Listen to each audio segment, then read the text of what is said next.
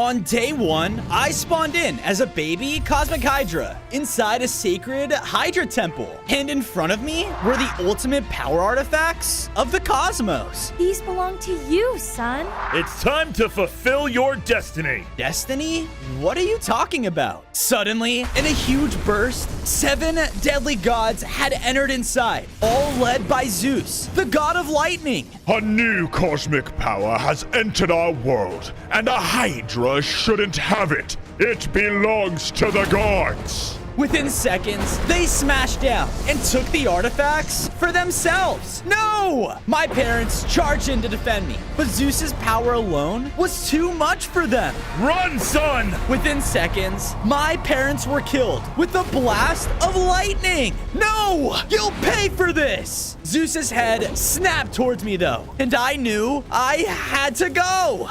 On day 2, I was scaling down the mountain while lightning was shooting down all around me. Thankfully, though, I was able to take shelter inside a nearby cave. Phew, that was close. Hey, keep it down! Huh? I turned around and saw that with me were a couple of Cyclopses? Stupid Hydra! You trying to get us killed? What are you talking about? Just then, the cave wall blasted open, revealing gladiator soldiers. There you are! We found our next herd of fighters! Run! We all ran for our lives, but they shot a bow right at me, knocking me out. I awoke and saw that I was on a platform being raised up. What's going on? Where am I? In a matter of seconds, I was above ground and in the middle of a coliseum. All around me was an audience cheering louder than ever. Kill it! Kill it with fire! What? I looked over and saw the Cyclopses were running around frantically, and one of them was killed by Hercules? Oh, yeah! Now who wants to see me slay another beast? I do! I want to see that! Oh no! I ran for my life while the god chased after me. On days 3 to 4, I ran throughout the Colosseum while Hercules was doing everything he could to take me down. You stupid Hydra! Take this! He blasted a crazy cosmic power, which sent me across the arena. Wait, you have one of the cosmic artifacts. Hercules ran in and was about to deliver the final blow, but a strange power filled within me. I let out a large cosmic burst, which sent the god of strength tumbling back. Because of this, he had dropped the artifact. No! I ran over and picked it up, which caused me to grow larger in size. I now had 10 hearts and felt stronger than ever. Give that back, you jerk!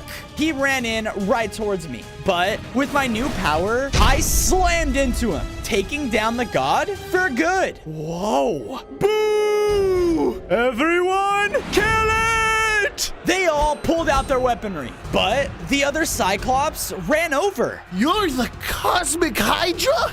Hurry, follow me! With no other options, the two of us left and managed to escape. Phew, that was a close one. How do you know who I am? The power of the cosmos has been rumored to be the strongest power in the world, and the one who wields it is said to be the rightful ruler of ancient Greece. Really? That's why the gods took it from me. I'm gonna do whatever it takes and take them down. Just then, lightning began to shoot all throughout the sky. Cosmic Hydra, we will find you. We better hide. Follow me. On day 5, the two of us managed to find a safe valley in the forest. I started to make a brand new Cosmic Hydra temple to replace the one destroyed by Zeus. I made a huge main table from marble and created a shrine inside to show off each of the cosmic artifacts. As I finished, I saw the Cyclops had made statues of all the gods, and Hercules was destroyed. These are the rest of the gods that took your cosmic powers. Apollo, Poseidon, Athena, Artemis, Hades, and Zeus. Okay, then let's take them down. Just then, a huge commotion came from outside. I rushed over, only to see running into the base was a dwarf. Help! My blacksmith! It's being attacked by a god! Where? I followed the dwarf back to its blacksmith and saw fire raining down from the sky. And after looking up, I saw the god Apollo destroying the entire place using his new cosmic power. Protect the tools! Take that, you peasants! How awful. Those dumb gods, they think they're on top of the world. I'll make him pay for what he's done. I followed after where he flew from until seeing a large cloudy type kingdom up in the sky. I'm gonna take that god down. Yeah, taking him on is a death wish, but there may be a way you can help.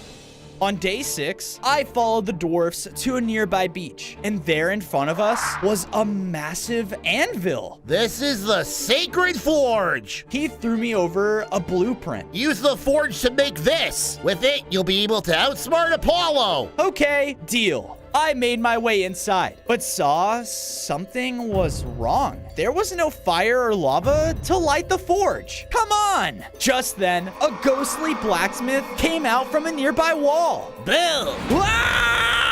I ran for my life as more and more ghostly blacksmiths kept poofing through the walls all around me. And it wasn't long until I was met with a dead end. Ah! Please don't kill me! Jeez, calm down, dude. I was just trying to talk to you. Oh, about what? The ghost blacksmith brought me to a main forge room, and it was completely taken over by plants. All of the smiths that were here have passed away due to the evil plant takeover.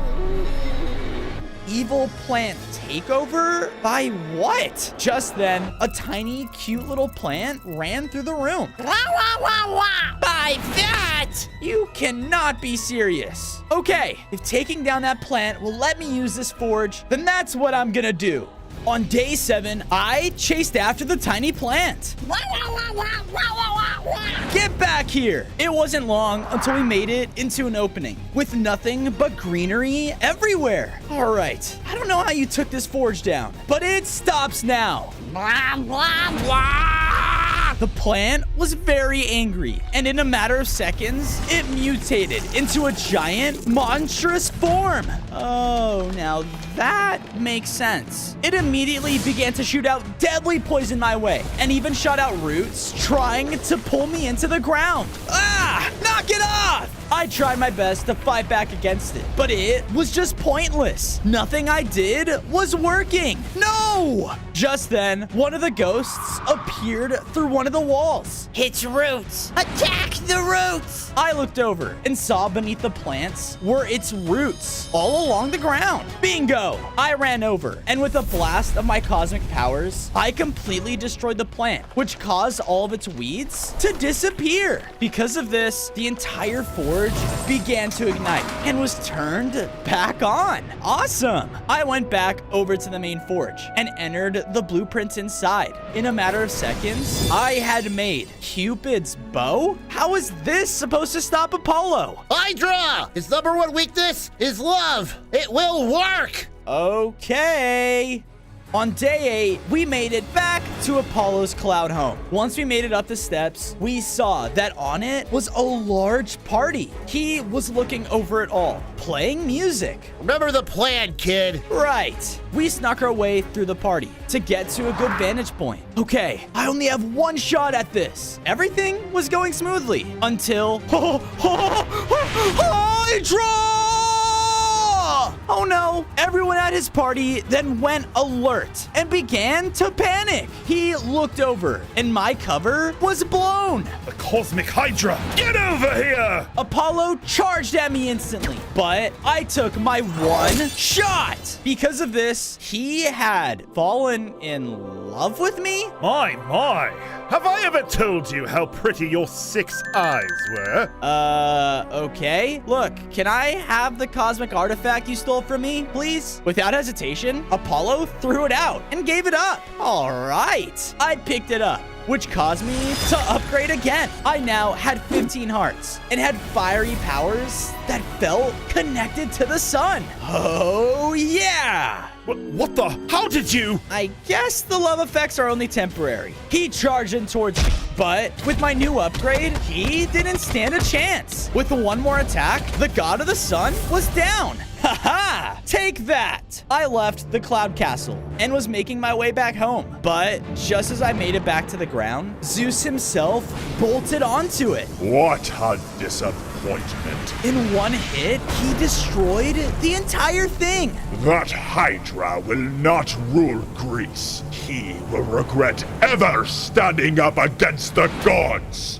On days 9 to 10, I safely escaped Zeus and made it back to my base, where the dwarves were waiting for me. What are you guys doing here? You got our forge back up and running, but now its location was found by the gods. We can't risk staying here. Well, you're more than welcome to stay. With that, I worked with the dwarves to build them up a new forge in the base, fit with all the equipment they could ever need. There you guys go. An armory fit for a king. Thank you, Fozo. I then went over and placed down the next cosmic power. I also saw that Apollo's statue was destroyed. That's 2 down. Now, where could the others be? It was then that I heard someone shouting out from nearby. Save me, Athena! What's going on? I ran towards the shouts to see there was a path through the jungle with stone statues. Who did this? But then I heard shouting up ahead. Done with you, creature! You know what I want, Athena! Athena, another god! I ran into an opening where there were more statues, and the goddess Athena was locked in battle with Medusa. You may be a god, but no one can avoid me for long! Medusa expertly dodged one of her attacks and got in her line of sight. Because of this, the god was turned to stone, and the cosmic power was for the taking. I'll be taking that. But because I shouted, Medusa turned towards me. Ah, the cosmic HYDRA. I was hoping you'd show yourself. I'll be taking this and every other cosmic power you have too. She then started to slither. Wait, what? Oh no! But before she could reach me, a large stone ogre ran in and slammed into her. What the? Hurry! She won't stay stunned for long! We need to go! I ran off into the jungle with the ogre as we safely made it to his encampment. Their homes were completely made of stone, and more of his people were weak. We've been looking for you, Hydra. Medusa has cursed my kind for as long as I can remember. We are immune to her gaze, but do not have the strength to destroy her for good. But you just might have a chance. Well, she took something that belongs to me. So, show me what I need to do. On days 13 to 14, the ogre brought me over to their forge, where a powerful blade laid on an anvil, but it was completely broken. This weapon is the only thing strong enough to defeat Medusa, but our kind has never been able to forge it into what it once was. He then threw me over a list of materials. If you find all the things on that list, we will be able to finish the blade so that you can use it against Medusa. All right, I'm on it. I went out into the surrounding area to search for the 3 items: iron ore, a goat's horn, and ancient ember. Let's start with the easy stuff. I went down into some caves and mined some iron ore. Afterwards, I went over to a mountain biome where I found some goats. Sorry. After collecting the goat horn, all I had to find was ancient ember. But where do I find that? As I was thinking, I heard a strange buzzing coming from nearby. And as I went to investigate, I found a cave full of large chunks of amber. Perfect. This has to be the place. I entered inside and saw that I was surrounded by giant prehistoric mosquitoes. Oh no. Intruder! Take his cosmic blood! What? The mosquitoes rushed in and began to stab me with their pointed noses. Yeah! Stop! I I was being cornered as the mosquitoes cut me off from the cave exit. And with my health only getting lower, I was totally done for when Hey! we all turned to see that the stone ogre was standing at the entrance. Another intruder? Get him! The mosquitoes flew in, but their attacks couldn't pierce the ogre's stone skin. Sorry, sir. Please don't hurt us. All right then, leave! With his mighty roar, all of them left the cave, leaving us with more than enough amber. Wow, you're crazy powerful. The Medusa's curse has its benefits, but this amber, only you can get. Please, use your powers on it. I did as he said and blasted the amber chunks with my cosmic burst, causing it to melt down instantly. Yes, that was the final material. All right then, let's head back. We made it back safely to the ogre's camp, and with all the things needed, the ogre forged me the ancient sword. With it in my hands, each strike would release a burst of sound that could shatter any stone. Awesome! With this, you should be able to take down Medusa. You just need to get in close. Got it! So, where do I find her? On days 17 to 18, I followed the ogre's directions and made my way to the entrance of a ruined temple. And there were more statues. Yep, she's here. All right, Fozo, you can do this. Just don't look directly in her eyes. I cautiously made my way inside to see a large chamber filled with ruined pillars and rubble. It was then that I heard a voice echo out. So, the HYDRA returns. I was starting to get worried I wouldn't get all those cosmic powers. And you're still not going to. I'm here to take back that amulet. It's mine. So be it! Suddenly, Medusa jumped out from the shadows and launched a petrifying blast right at me. Whoa! I ducked out of the way and ran around the room using the rubble as cover. She was doing everything she could, though, to take me down. But I used my cosmic fire right at her head, briefly blinding her. Yeah! With this opening, I was able to get in close. And with one echo strike, I cut off Medusa's head. Yeah, I did it. I picked up Athena's cosmic power, which caused me to upgrade. I gained 5 more hearts and could now summon Athena's shield to protect me. Sweet. Now, just one more thing to do before heading back home. On days 19 to 21, I took the ogres back to my base and made a huge stone dwelling just for them. Thank you, Fozo. From now on, we fight whoever you tell us to fight. Thanks. That's gonna come super helpful one day. After I finished their home, I added the next cosmic power and saw that Athena's statue had been destroyed. Nice. 3 more to go. Now, time to go look for some lunch. I went out of the base and went into the nearby woods to look for something to eat. Help! Someone! Huh? I began to follow the voice calling for help. And when I arrived, I saw that an enormous wolf was threatening to eat a defenseless deer. Hey! I jumped in between them and gave a huge roar to the wolf. But he rushed in to bite me. So, with Athena's shield, I was able to block his attack and follow up with my own cosmic abilities as well. And because of this, he was burnt to a crisp. Ha! Not so tough now, huh? Hey, are you all right? I'm all right, but the forest has gone much wilder lately, and our goddess, Artemis, is nowhere to be seen. It's like she just disappeared. Artemis, huh? She has one of my cosmic powers. Can you show me where you last saw her? On days 22 to 26, I followed the deer until arriving at Artemis's palace. Why would she leave such a beautiful place behind? Just then, we heard a noise and walked in its kitchen, only to find more wolves fine dining? Hey, is that the guy that took down Henry? Get out of here. Not until you tell me where Artemis is. Artemis. Come on, everyone. Let's teach him a lesson. The wolves charged in and began to attack me. I started to defend myself, though. And with all of my abilities combined, I was able to take most of them out until one of them was left standing. Whoa, whoa. Let's take it easy now. Tell me where the god is. Look, it was the big boss, all right? He got orders from Zeus to grab Artemis and her cosmic power. Okay, then you better show me where he took her then.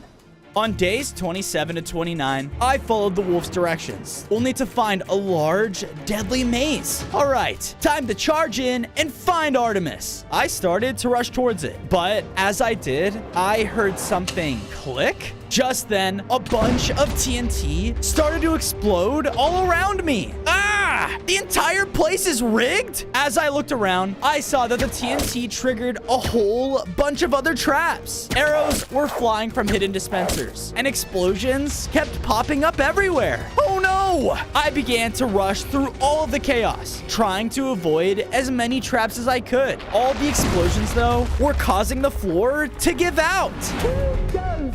Who's that? With one final jump, I finally arrived at the center of the maze. Phew, too close. I looked inside, and in the center was a cage with the goddess Artemis just sitting inside of it. Haha, you're already trapped. Taking you down is gonna be easy. I began to rush towards her, ready to claim my cosmic power until... Wait, don't come any closer. Or what? You're gonna hurt me? No, that thing will. I turned around and saw a huge, towering figure right behind me, only to see it was a Minotaur. Oh no.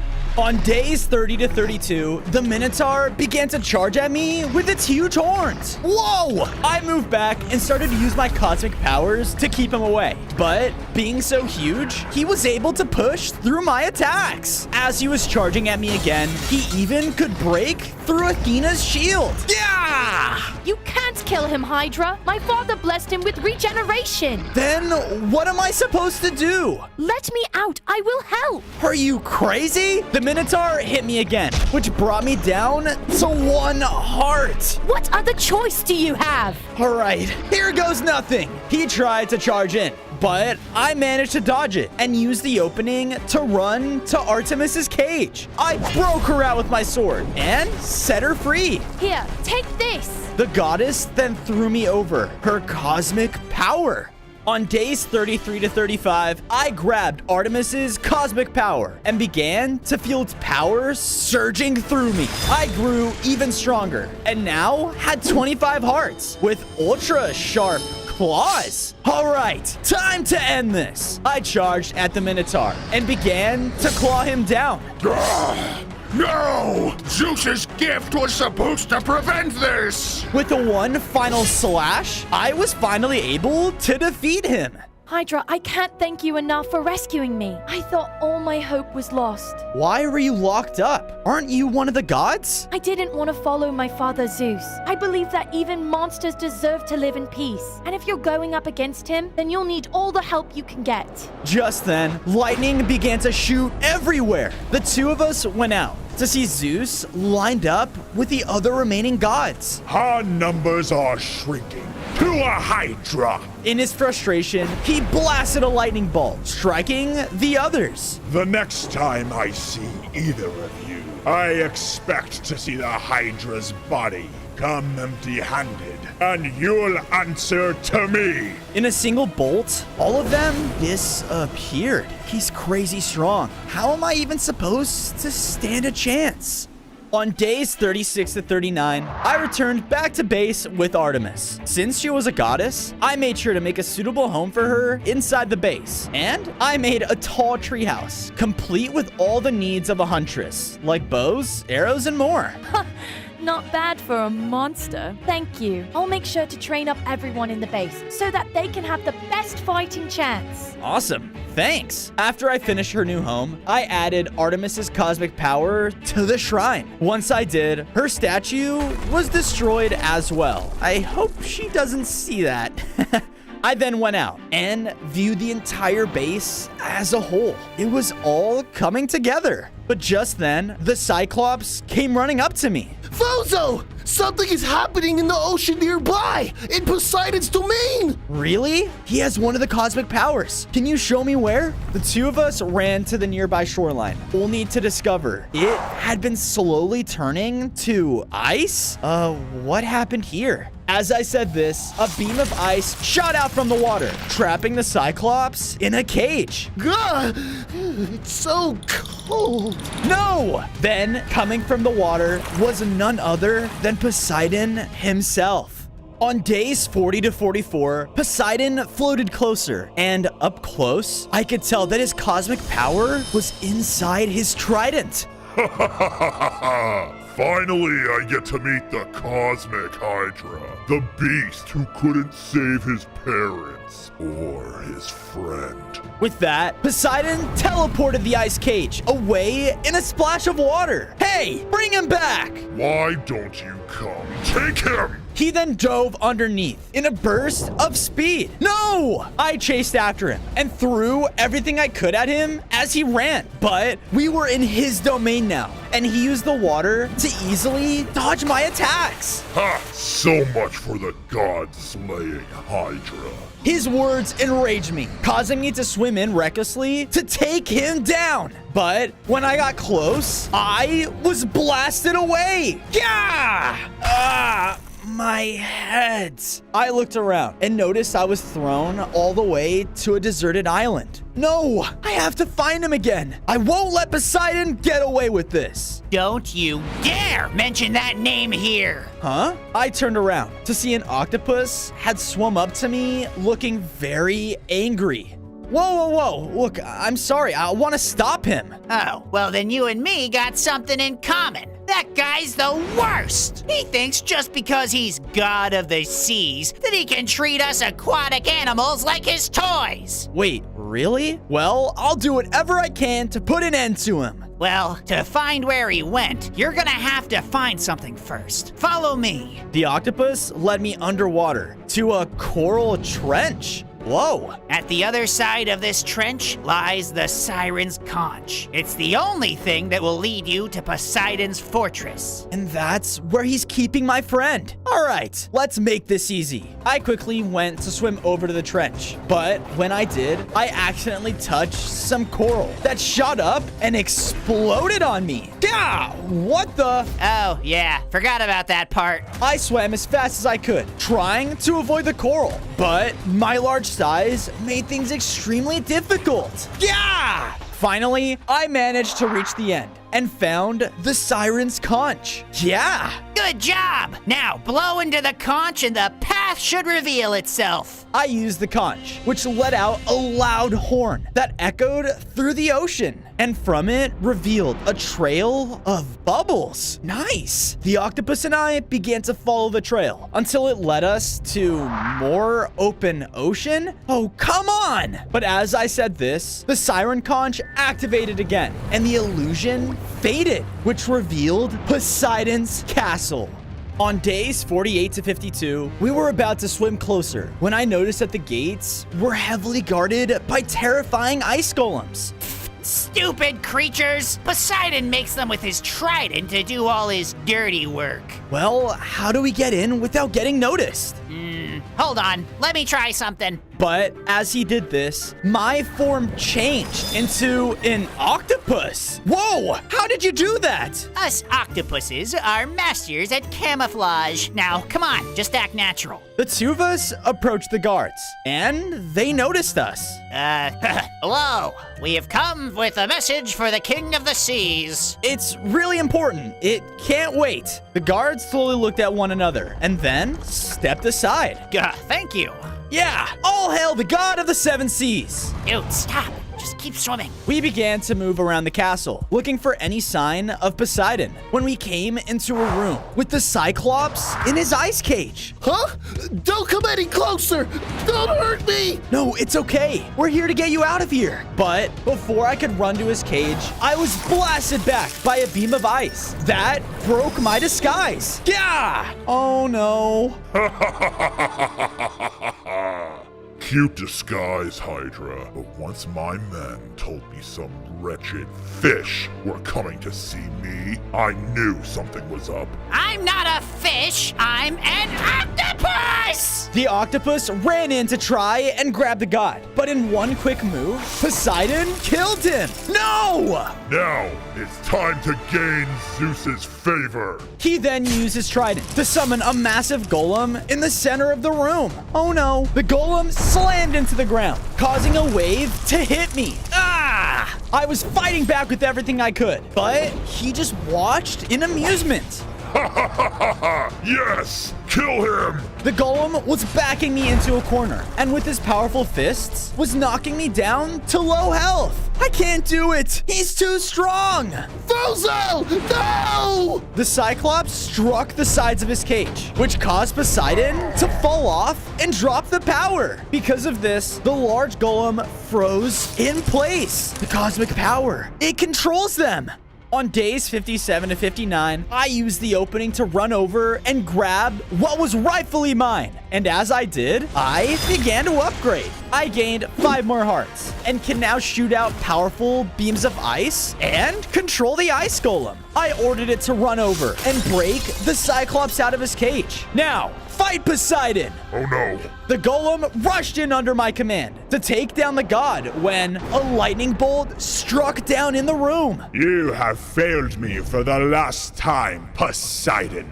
Wait, I can fix this. Just let me. But before he could say more, Zeus struck him dead with another lightning bolt. And you.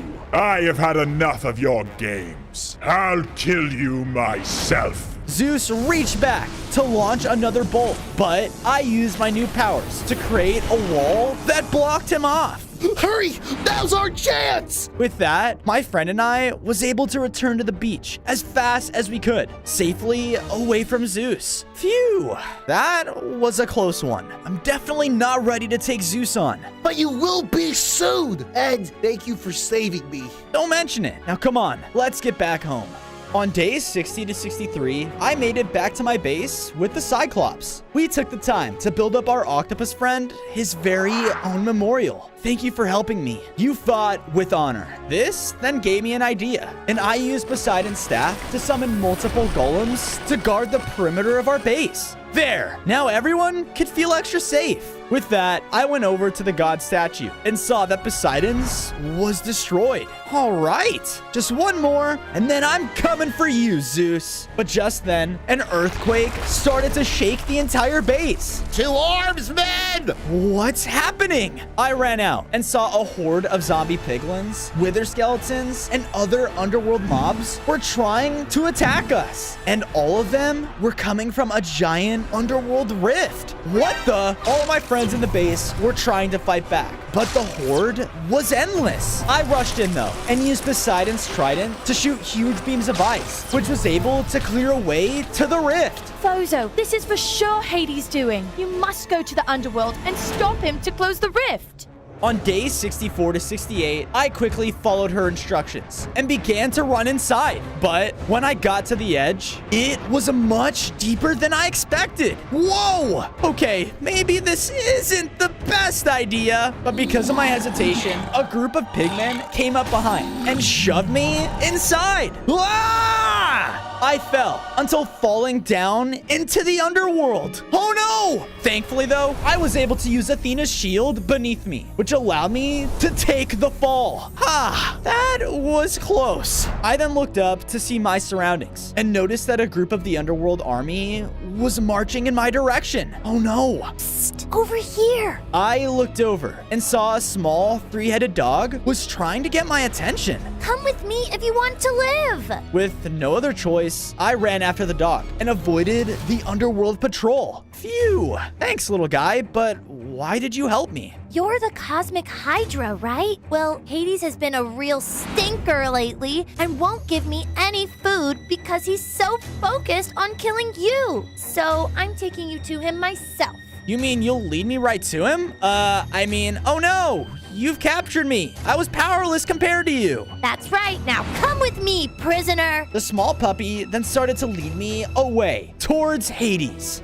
On days 69 to 73, I followed behind the puppy as he brought me all the way to a massive underworld fortress. But the whole place felt so empty. Where is everyone? All of the guards are part of the army that's raiding the overworld right now. But don't get any ideas. I can bite you down right where you stand. Right. We continued walking until finally entering a large throne room. And at its far end was Hades. The last cosmic power is mine. Master, I have retrieved the HYDRA for you. Ah, finally. good boy.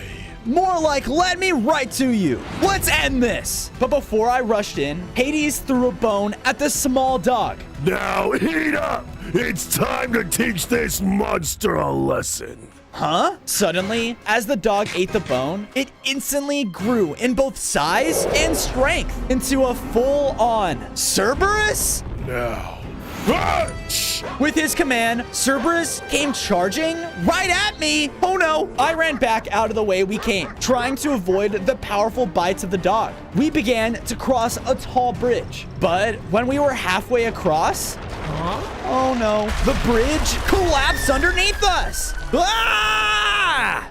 On day 74 to 77, Cerberus and I landed far below on an island. Yeah, I really need to stop falling. He was also super hurt, but he was ready to fight. All right, let's do this. We both rushed in, trying to do everything we could to take the other one out. He was fighting loyally for his master, but I knew what I was fighting for too. I unleashed constant beams of ice to slow his movement, and when I could, I came in close to clawed him for critical hits. My attacks were actually wearing him down, which returned him to his small dog form. Yeah. I can't give up. Hades isn't gonna feed me for weeks after this. You know, you can help me instead. You don't deserve to be treated like this. Fight alongside me, and you can have all the food you want. I can? Okay. Cerberus agreed to join me and started to lead me over to some platforms. All right, just head this way. There should be another way into the fortress over here. Sweet.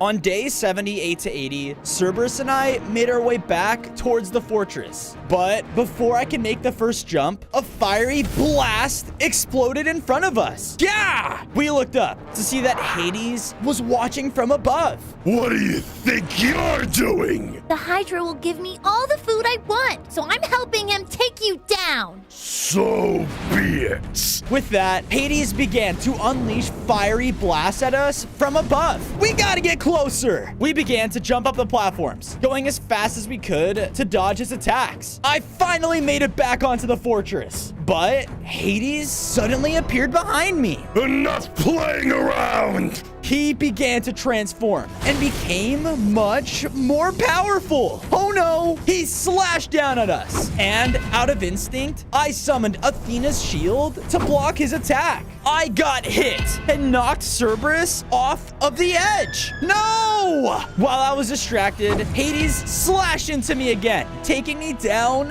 to low hearts. Now that traitor is dealt with, I'll kill you myself! On days 81 to 85, Hades came in to take me down, but I used my cosmic powers to blind him before he could. Ah! Using this opening, I tried to run away, but accidentally ran back into the throne room. Where are you going? Don't you need this? I turned around to see that Hades threw down the last cosmic power. I am a god! I don't need anything to kill a monster like you! But just then, he was attacked from behind. What the? I looked over to see Cerberus? You're okay. I'm lava-proof? Duh. Now hurry, grab the power. I rushed up and grabbed the cosmic power, causing me to upgrade one final time. I now had 35 hearts and became the most powerful cosmic being in ancient Greece. Rah! No!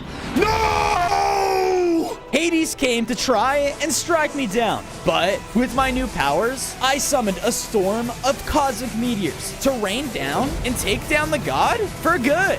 Yes, we did it! But before we could celebrate, the entire fortress began to shake. Oh no, without its god, it's gonna collapse! It's all right, in here. With that, Cerberus opened a portal back to the overworld. Yeah! On days 86 to 90, Cerberus and I appeared at the foot of a giant mountain.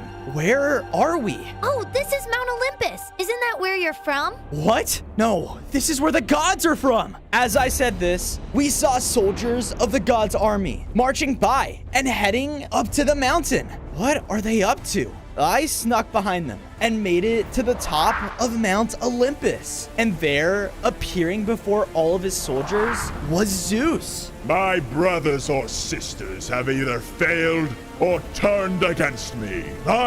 So it is up to you to fight alongside me, your god. We will march on the Hydra's home and tear it down from the state my brother Hades left it in. And all the cosmic power will return to its rightful owner, me. Oh no, my base! What did Hades do to it? On days 91 to 94, with the help of Cerberus's portals, we quickly made it back to my base to see the place was still recovering from the underworld's invasion. Fozo! Oh, thank goodness! We did all we could, but Hades' men really did a number on us. And the temple? It's all right, Fozo. The ogres fought valiantly and defended it. Good. I just have one more thing I need to add to it. I immediately went over to a new spot in the base and made the tiny Cerberus puppy his very own doghouse to stay in. And after that, I added all the food he could possibly imagine. So much food! It's amazing. It's all amazing. Thank you so much, Fozo. This is way better than anything Hades has ever done for me. Yeah, of course. After I dealt with all of that, I went throughout the base and added a wall all around us to make sure everyone stayed safe. And done. Now, even a god won't scare us. Just one more thing to do. I went over and placed down the final cosmic power as Hades' statue crumbled to dust. That's it. That's the last one. With that, all of the cosmic power in the universe flowed into me and caused me to gain complete control of the cosmos. Sweet. I think you're finally ready to face Zeus, Fozo. We all are. Thanks, everyone. I couldn't have done this without all of you. And now it's time to finish it together. On days 95 to 99, I walked out to face Zeus's army as his soldiers were lined up at the base of Mount Olympus. The wretched Hydra has finally come to surrender. Far from it, Zeus. I'm here to defeat you and make you pay for taking down my parents. You may think you are something from killing the other gods, but I am the king of gods. Kill him! The army of mortals ran in under his command, but thankfully, I wasn't alone. Go! Everyone, clear a path for Fozo! My friends all ran in to face the army. The ogres and cyclopses were using their brute strength to clear them out, and Artemis was picking them all with her storm of arrows. You traitor! Zeus flew down and struck her with his lightning bolt, nearly taking her out with one hit. No! He reached back to throw another one, but I used my new control of the cosmos to teleport in and shield her from his attack. Stay away from her, Zeus! Your fight's with me! You want to fight, Hydra? Find me at the peak. In a flash, Zeus was gone. Are you okay? Yes, I'll be fine. But go. We can distract the army long enough for you to face Zeus. He won't stop until either you or he is dead. All right, it's time to end this. On day 100, I teleported up to the peak of Mount Olympus to face Zeus once and for all. He appeared in a powerful bolt of lightning ahead of me and started a massive storm. You inferior creation. Don't you understand? You cannot be trusted with this power.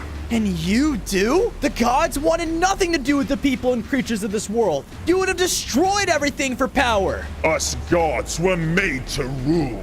Rule over all!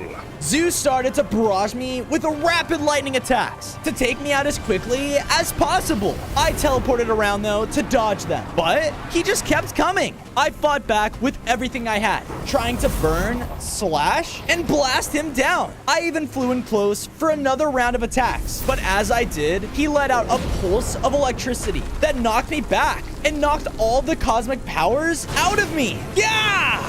Don't you see? Your destiny is to die by my hands. No, my destiny is to use these powers to defend the world from people like you.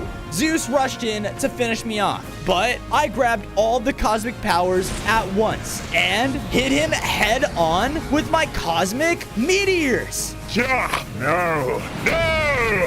While they rained down, I followed up with one final blast, finally taking down the king of the gods. Yes, I did it! And now the entire world could finally live in peace. On day 1, I spawned in as a baby T-Rex. All around me was my lush dinosaur home, and everything was so peaceful and full of my people. Son, I'm so happy that you're finally here. Dad! But then a massive void rift ripped open in our home, and stepping out of it was a void T-Rex. What's going on? I've been waiting for this moment for years, you traitors! With the strength of the void, my power will grow! He ran up and attacked a group of dinosaurs, corrupting them instantly into the void. The now avoided T-Rex did as he commanded and rushed towards my father. Dad, no! As I ran to help him, a shooting star fell from the sky directly on top of me.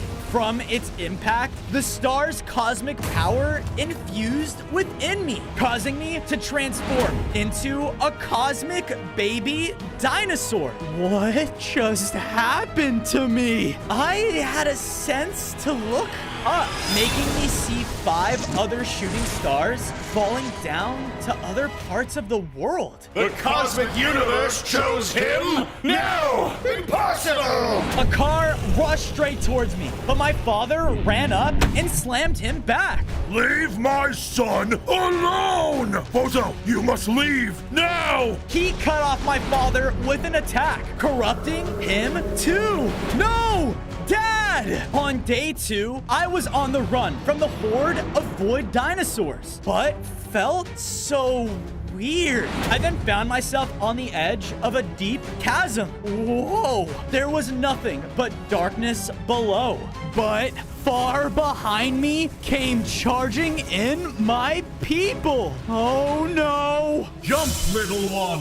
What? Who said that? Do it now! Oh gosh. Okay, here we go.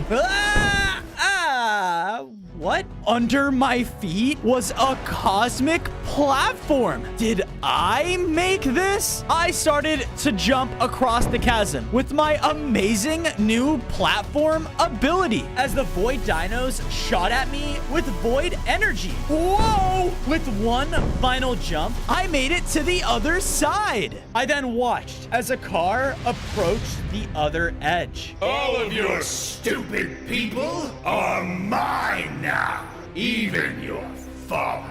Why? Why are you doing this to us? You know nothing! Your people all deserve this. And with the void by my side, nothing will be left. Then, out of nowhere, a strange cosmic portal opened up behind me. Enter now. I can't just leave my father. But I was then pulled in by force.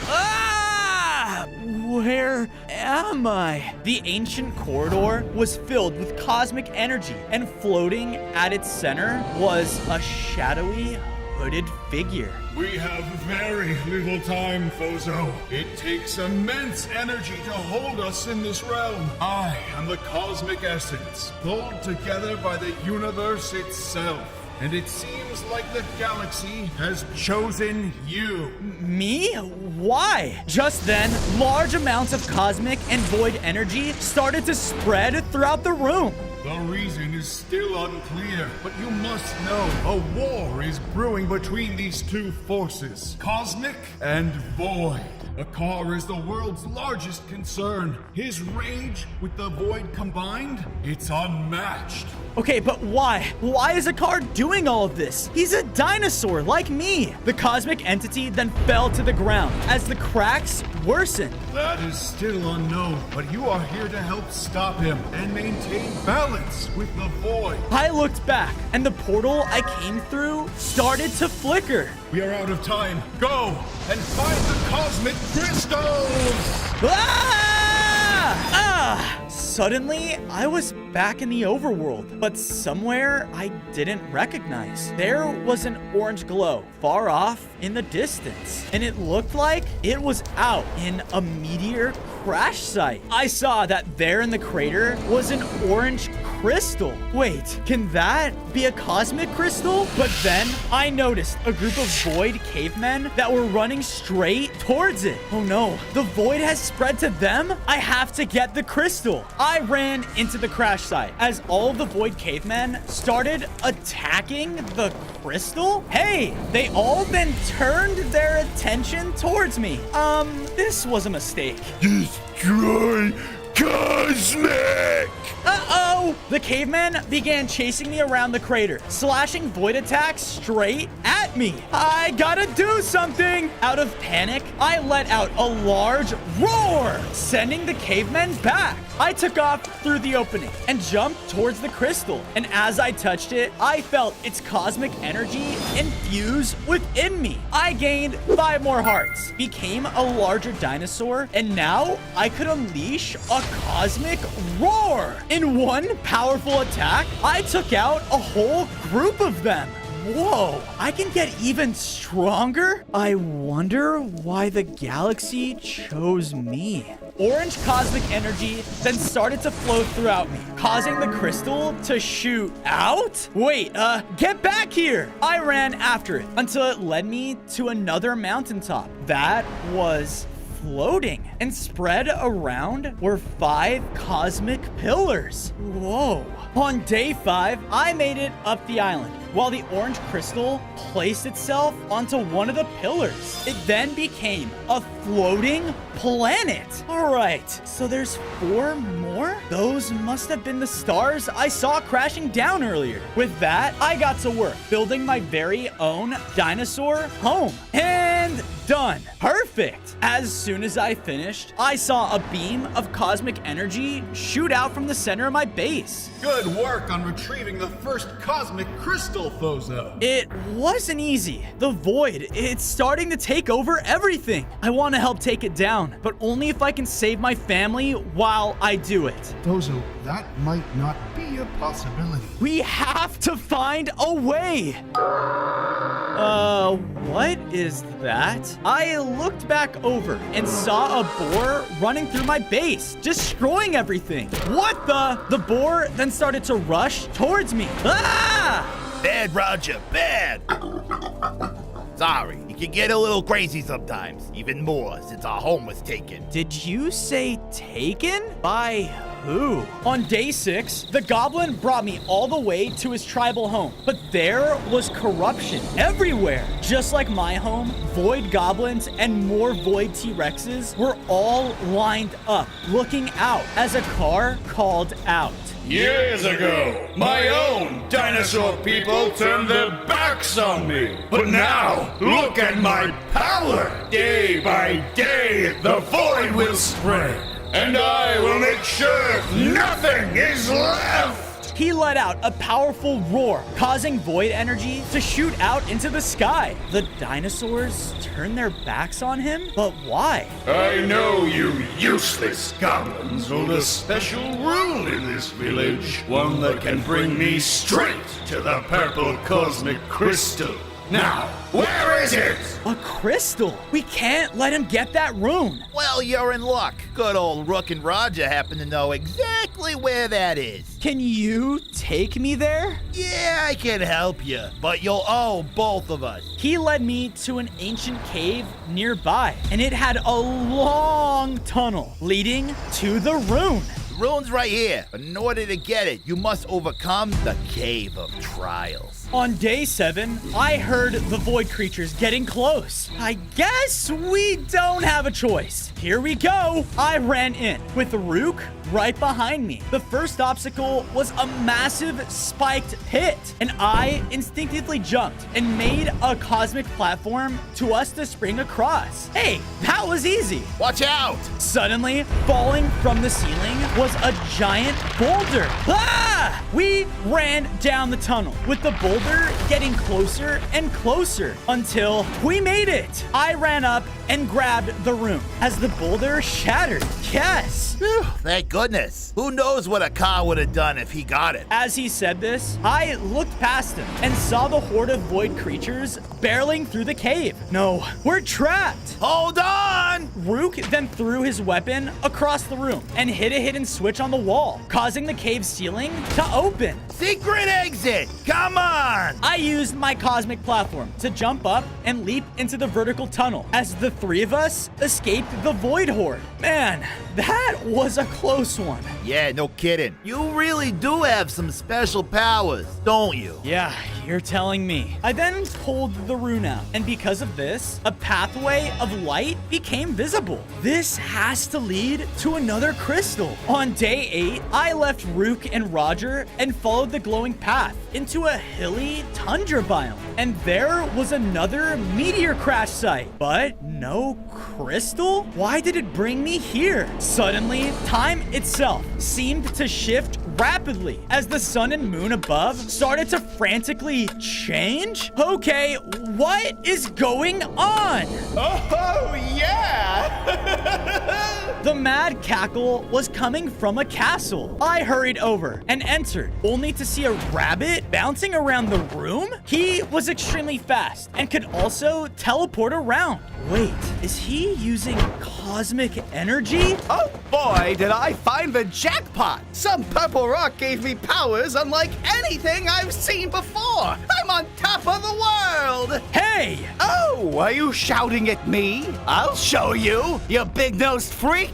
The rabbit began to channel cosmic energy and attacked. No, wait! I had to dodge his crazy attacks as he was bouncing around everywhere. I said, stop! With one powerful cosmic roar, I pushed him back. Look, I need that crystal you're using. You mean this crystal? Nuh-uh-uh! The rabbit dropped a purple cosmic crystal down in front of him. Yeah, that's it. I ran up to grab it, but he took it back. Dude, if I don't get that crystal, the void is gonna take over everything, including here. Alright, then how about this? You may have it if you can beat me at my favorite game. On days 9 to 10, I went with the rabbit to the starting line of a tundra race course. Alright, beat me in a foot race and the crystal is yours. Dude, you can't be serious. 3, 2, 1, go! He took off down the course, leaving me in the dust. Hey! The rabbit was very fast and bounced over some saplings. Take this! With his cosmic magic, he forced them to rapidly grow into full-on trees. What? He can control time? I used my strong jaws to bite through them, cutting them down, and did everything I could to try and catch up. But as I got close, he then used his power again to force a bridge to grow old and fall apart. I summoned a cosmic platform to leap across the broken bridge. You can't get rid of me that easily. Finally, we were near the finish line as a turtle started to cross the path. The rabbit shot out his energy, aging the turtle into a giant ancient one. But he began to freak out, spinning around in its shell. He then slammed into the rabbit, throwing him off the course. Now's my chance. Yes, I did it. No, impossible. Hey man, a deal's a deal. Give me the cosmic crystal. This is so stupid. Fine, take it. He threw over the crystal to me, and I grabbed it, causing the cosmic energy to empower me. I gained 5 more hearts and could now summon cosmic shards from the sky. Awesome! On days 11 to 12, I made it safely back to base with Rook and Roger. Hey, Flozo, thanks, for letting us stay here. We really have nowhere else to go. Of course. I then took the time to build him up his very own goblin home with a pig pen for Roger, of course. I then saw that the cosmic crystal had found its place next to the one on the platform, causing a new purple planet to appear. Whoa, are each of the crystals from different planets? That must be why their powers are so different. As I was looking at the crystals, I heard an unfamiliar voice in the distance.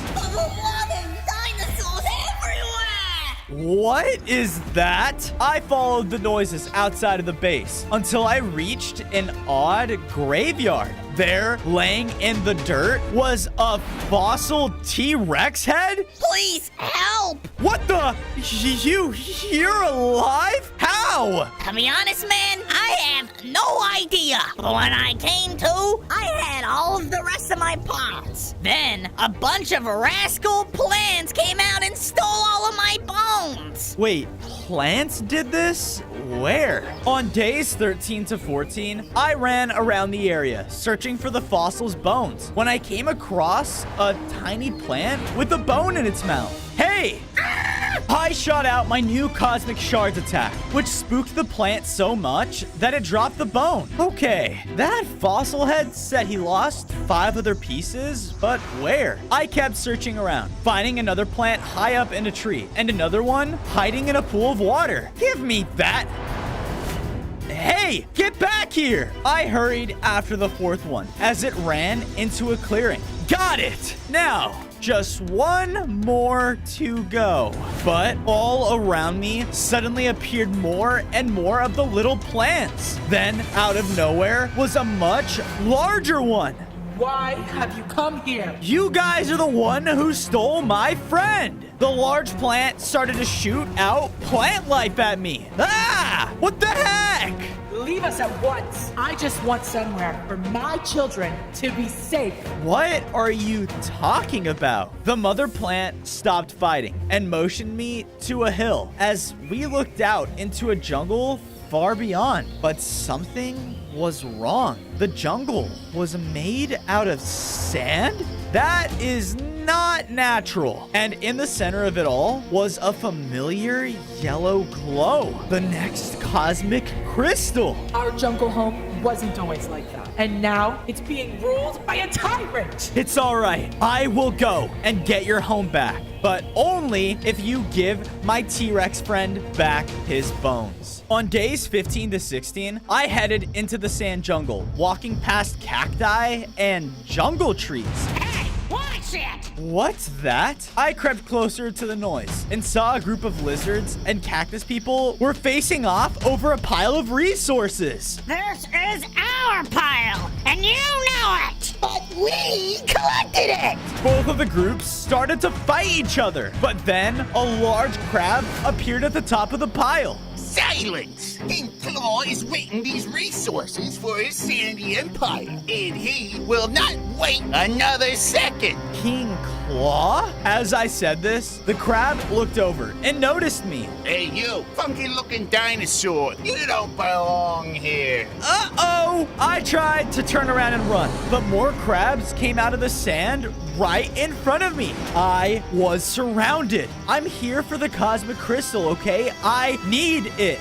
Cosmic crystal, huh? This guy sounds crazy. Take him to the king. On days 17 to 18, I was escorted by the crabs out of the corrupting jungle and into the desert oasis. We continued into the courtyard of a sand castle, and at its center was a crater with the yellow cosmic crystal. There it is. Isn't it magnificent? I looked up, and jumping down from his castle was the largest crab I had ever seen. Look, I need that crystal. No! This thing has completely changed my life. Once I was a small crab with nothing, totally defenseless. But after this crystal landed here on top of me, I found power and purpose to rule. feel this sandy jungle as my own tropical kingdom. You don't understand. No, you don't understand. I will now show everyone what it's like to be small. I was frustrated by his words and let out a powerful roar. I'm not gonna ask again. I need that crystal. So, you have chosen violence. Very well. On days 19 to 20, King Claw rushed in to fight. As we did, he would use his massive claws to back into me. With the crystal by his side, he was no joke. Now! Stop! Just stop this! Our real enemy is the Void. The only enemy here is you. He was about to slam down onto me with a final attack when suddenly a pulse of void light erupted from beyond the castle walls. It corrupted the terrain instantly and a void insect appeared. No, the void, it's here. The moth flew towards us and another void pulse corrupted part of the castle, killing some of the sand creatures. No! King Claw started to run toward the moth, and so did I. In another powerful void pulse, the entire sand castle was corrupted, and I was taken down to almost no hearts. I feel so weak. No, my kingdom! With all the destruction going on, I passed out. On days 21 to 23, I awoke in a strange void forest. Ah, my head. Where am I? I tried to run, but as I stepped forward, I was frozen by some kind of void magic. I then heard a roar and turned to see that stomping towards me was a car. You let me go. So be it. The circle of void magic faded away around me. I was about to blast him with a roar, but he easily countered me. I am not afraid of you, or anything for that matter. Not anymore. Especially now that we have the yellow crystal. Why? Why are you doing this? You're a dinosaur like me. You hurt our people, our family. Family? Those people are anything but that, especially to me. When I was just an innocent child, I was the smallest around, or some would say the weakest. All others didn't even see me. They would only laugh, until one day they left me behind, an outcast, to your so-called family. I was filled with nothing but anger and hurt, until one day I heard it. A power like none other. Something that would make me be seen. Make me stronger than everyone else. The Void. A car moved even closer, lording over me. I vowed from that day everyone will see just how strong I am. Void energy started to rumble around us as his anger made the ground shake. I quickly blasted him in the eyes, though. I took this opportunity to sprint past him and run into the Void Forest. Moth! Go and take down that peasant for good. On days 24 to 26, I was running through the Void Dimension, just trying to find a way out, until I came across a horrifying fortress, one with a terrifying creature hovering over it. That's it. That's the Void. Then I noticed a bright yellow glow coming from inside the cosmic crystal. It's in there. I rushed through the structure and finally made it in a chamber that held the crystal. I was about to grab it, but then one of the giant eyes appeared in the window, and instantly the Void Moth was summoned in front of it. Not you again! We began to fight as the moth would attack with void energy, casting magic that would slow me down. I can't lose. I can't! I blasted the moth with my cosmic abilities and made a break for the yellow crystal. I grabbed it, causing its energy to infuse into me. I gained 5 more hearts and was now much stronger. I unleashed my new attack, a stream of cosmic asteroids towards the moth. And with that, I took him down. Yes! I then heard a car roar off in the distance. Oh no.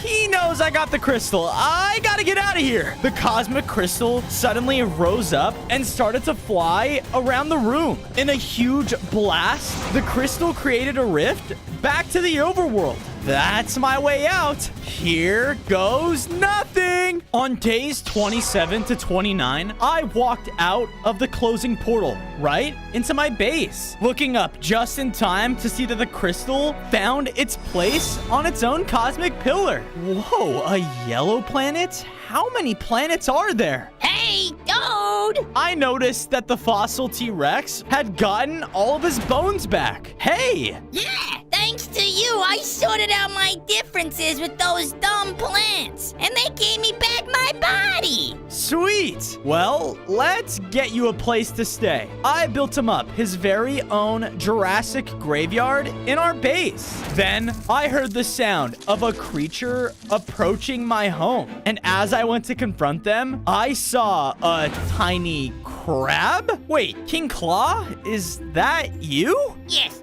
look, Crystal, I have returned to my regular small body. Well, let me give you a new place to live. I took the time to build up the king his very own sandcastle and moat. There you go. There's one thing I must show you. Follow me. He then led me out of the base to an abandoned shrine I had never seen. When we fought one another, I thought I recognized your cosmic powers, and then I remembered it was here. Maybe this is connected to my powers somehow. I walked into the center of the shrine and began to focus on the cosmic energy I had absorbed so far. Because of this, something began to happen. On days 30 to 32, I was summoned to another cosmic shrine high up in space. There, arriving just before me, was the cosmic essence. Little one, you have to move faster. Hey, I'm trying. The entity with the wave of his hand teleported us to a desolate landscape.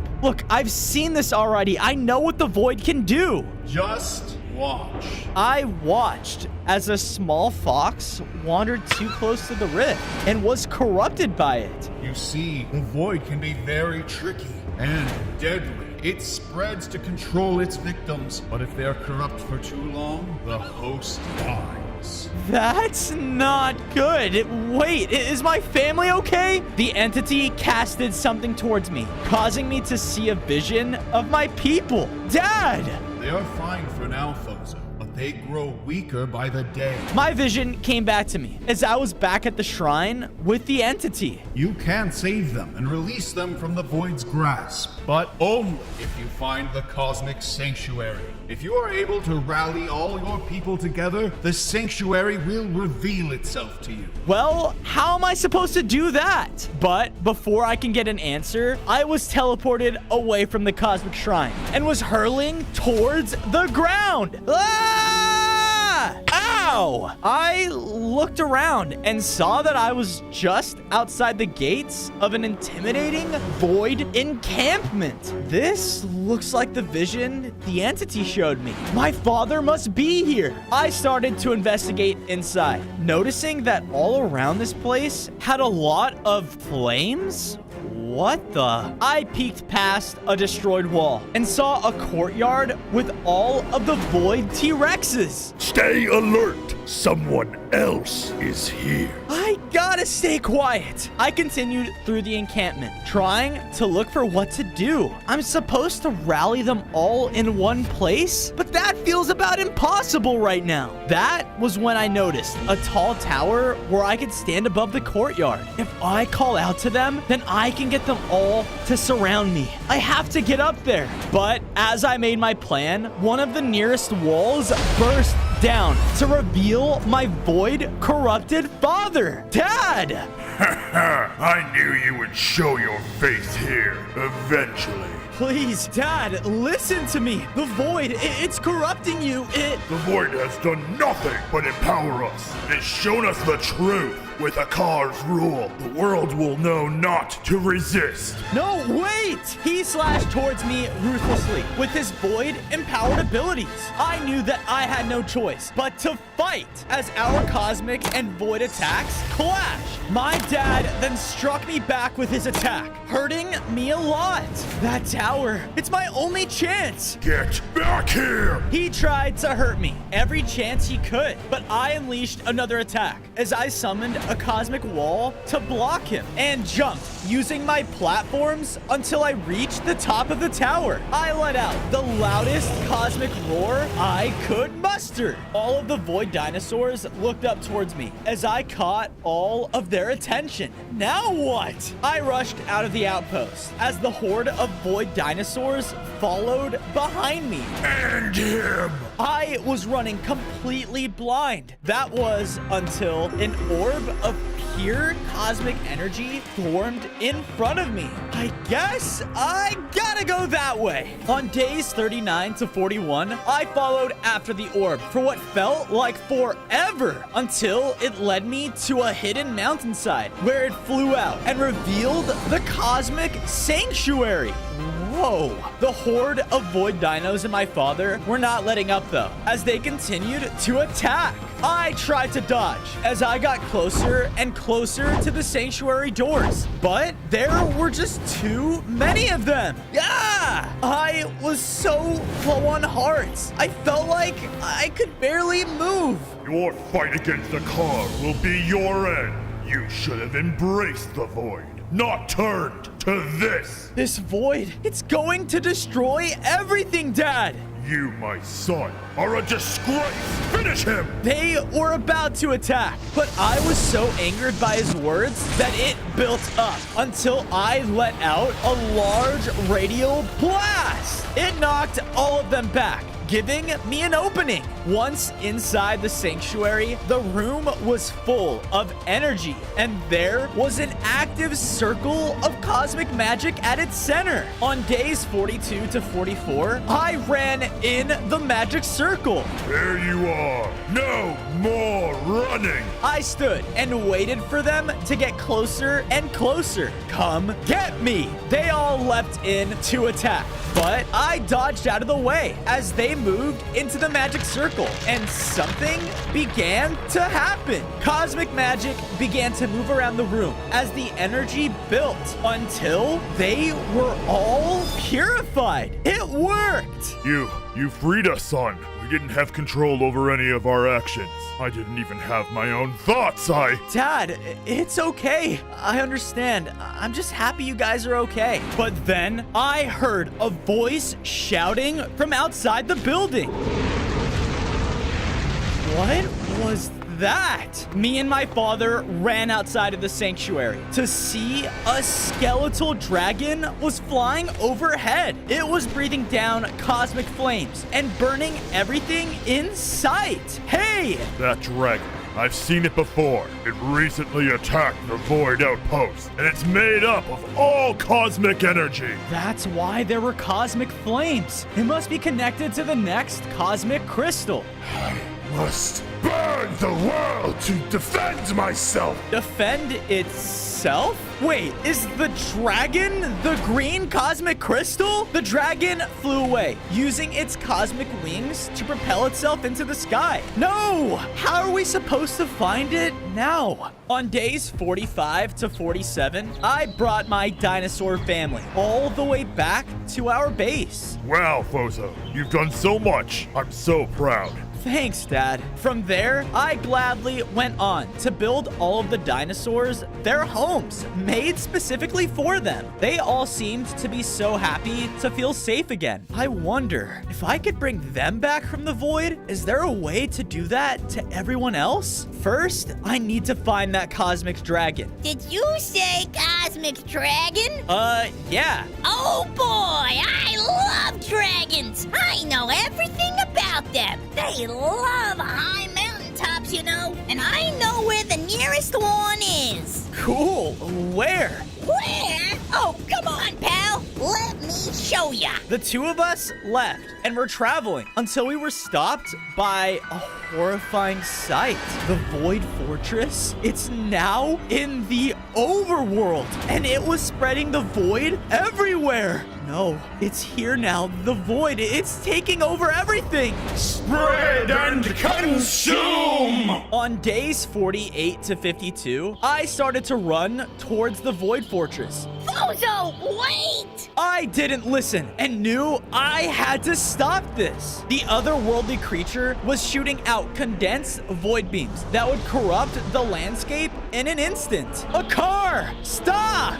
There you are! He leapt down aggressively. I'm surprised you actually escaped the clutches of the void before, but never again! He unleashed a void roar towards me, but thankfully, I dodged out of the way. It doesn't have to be this way, a car. We can figure this out. Figure this out! I was seen as nothing! Look at you, the cosmic dinosaur! You're what? The destined one? Here to stop me? Well, I'm here to make sure that never happens! He unleashed another attack, but this time it hit. Ah! I was extremely low on hearts now. I can't die here. Out of nowhere, a green cosmic rift opened up between the two of us. The cosmic dragon, he has to be close. We need to go. I knew that the fossil T-Rex was right and started to leave. That's right! Run, Fozo! Because the next time we meet, it will already be too late. On days 53 to 56, we arrived at the foot of Mount Verlick. Wait, this mountain, it's from another planet. I then heard the roar of the cosmic dragon and flashes of lightning. How are we supposed to get up there? I then looked down and saw a group of mountain people running towards us. Whoa, whoa!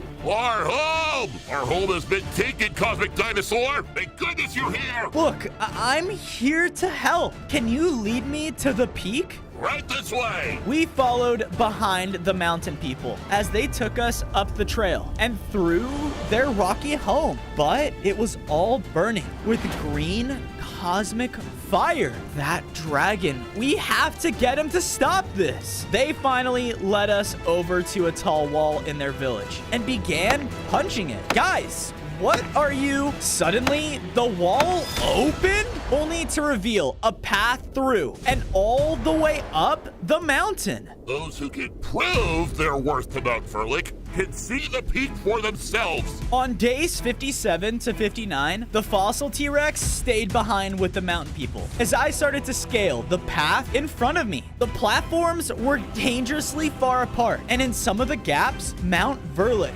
seemed to test me with barriers of rock. Ah! I had to wait and time my jumps perfectly to make it across until the final wall rose ahead of me, out of my way. With the mighty cosmic roar, I broke through the final wall and made it successfully to the peak. We did it! I then looked around at my new surroundings and saw that the peak had been fully taken over by the green flames, and the dragon made a den. Above me, the storm raged on as the green cosmic dragon came into view. Stop this! You are supposed to help us. I need your power to stop the void. He didn't listen though and started to rain fire down towards me. I am lost! What is my purpose? His flames started to scorch the ground below, blasting it out from under me. Ah! Ow! I was thrown inside of the dragon's den and now was face to face with it. On days 60 to 63, we began to battle as his flames clashed with my roar. He would fly around, constantly summoning minions to empower him. I shoved them back though with my cosmic abilities, just in time to notice that the den was supported by 3 stone columns. I ran over and took down the first one in a burst of cosmic energy. Don't destroy my home! The The dragon became much more aggressive now, and so did his minions. Ah! I ran over and just barely broke down the second column as I was hit by a ton of his minions. No, get back! They were all sent flying, so it was just me and the dragon. But my heart, I was low. This is what you get for destroying my home! But that is what you were doing to the mountain people. What? In his hesitation, I struck the last column, bringing down the ceiling of the den on top of him. My purpose is not to defend myself? No, your purpose is to help defend the world, all of the worlds, especially from the void. Please, join us. Then I yield, Cosmic Dinosaur.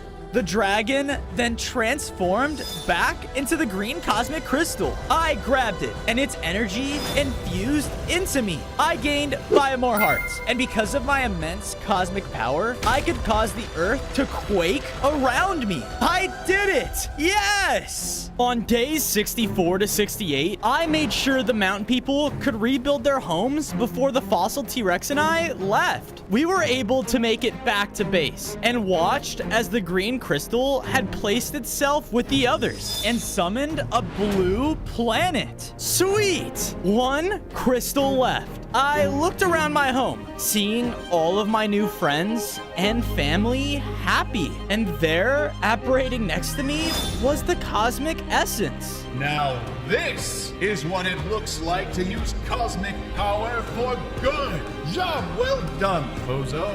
Thank you. I just can't help but feel bad for a car, though. He was just never shown this kind of good. But I'm afraid that he's too far gone now. He and the Void need to be stopped at all costs. I then heard Rook shouting out into the base, chasing after Roger frantically. Sorry, everyone. Rook, what's going on? I don't really know. He's been acting weird lately. Weird, you say? Yeah, he only acts this way when, oh no, his kind must be in trouble. His kind? Where? Where are they? The Nether.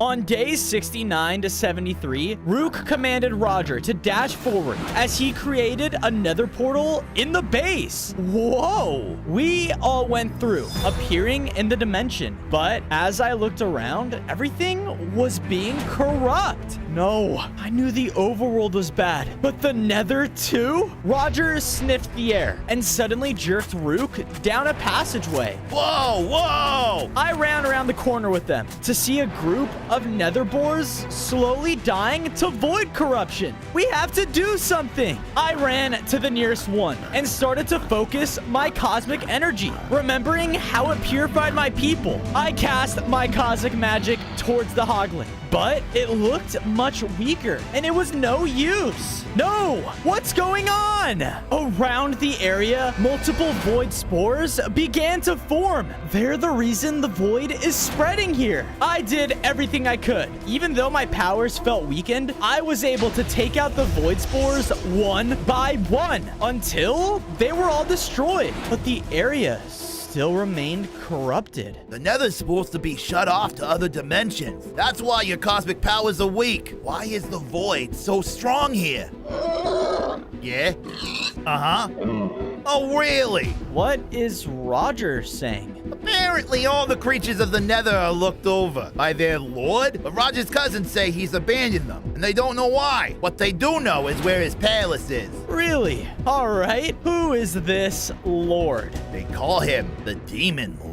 On days 74 to 77, Rook and I left in search of the Demon Lord when we finally saw his demonic palace. The only way in was across a long bridge spanning pools of void lava. I can't imagine this guy would be happy to have a simple chat, right? Yeah, you think? We began to march across the bridge when a flock of fire bats flew in our way. You are in the Demon Lord's territory. Turn back now. Sorry, but we can't do that. I have to talk to him. I was hoping you'd resist. Get them! all of the bats started to swarm around us on the bridge. Their attacks would burn, and they were so annoying. Rook and I would fight them off as he swung his weapon around wildly, and I would use my weakened powers, but they weren't enough. This is for abandoning Roger's cousins! Ah! Rook ran to attack more bats, and so did I. I stepped forward and chomped down a group of the bats with my powerful bite, taking out the last of them. But I didn't realize one of them was able to get Rook. Rook! They were flying up and took him straight into the palace. On days 78 to 80, I wasted no time running straight into the palace after my friend. It didn't take long for me to reach the central audience chamber, and there, standing menacingly, was the Demon Lord. But he was purple, just like the Void. Hey, give my friend back! I heard that the cosmic dinosaur was running around in my domain. I just didn't think it was stupid enough to also make demands. You do know what I can do, right? I'm not afraid to take you down to save him. Oh, little dinosaur. I know far more than you think. With a snap of his fingers, the Demon Lord summoned not only Rook being held in a cage, but the final cosmic crystal. What? I've been around longer than any other being, T-Rex. I've lived since ancient times by always choosing the winning side. And right now, the Void is winning by far. So Akar has entrusted me with this red cosmic crystal. Well, you're wrong. I can prove to you that you should choose the real winning side with us. Prove?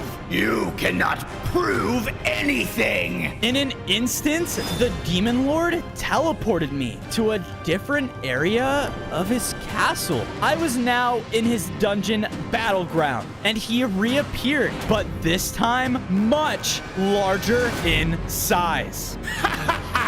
You don't stand a chance. You will die here. On days 81 to 85, the enlarged Demon Lord and I began to fight. He would blast me with strange energy and cause his spinning daggers to attack on their own. I was doing the best I could to fight back, but my power was still not hitting hard enough.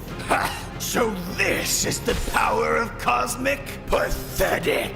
I was knocked down to really low hearts. Like I said, I always choose the winning side.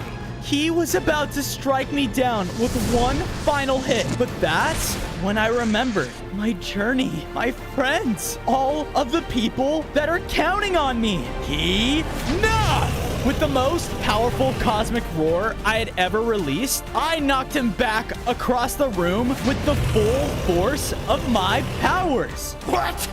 That should be impossible! Just like I told you before, you are wrong! Another cosmic roar shrunk him down to the size he was before, and whatever weakening effect the Nether had on me was gone! No! No! With one final blast, I was able to completely purify him. Yes! That means if I channel my powers enough, I can purify the Void. We both were teleported back to the audience chamber with the red crystal, and Rook was released. On days 86 to 90, Rook came over to me as we looked towards the purified Demon Lord. I was wrong about you, T-Rex. About everything. I neglected my own world even, but I won't anymore. You have shown me the true power of Cosmic. Please, take your reward. Gladly, I went up and touched the cosmic crystal, causing it to empower me. I gained 10 more hearts, and now became the most powerful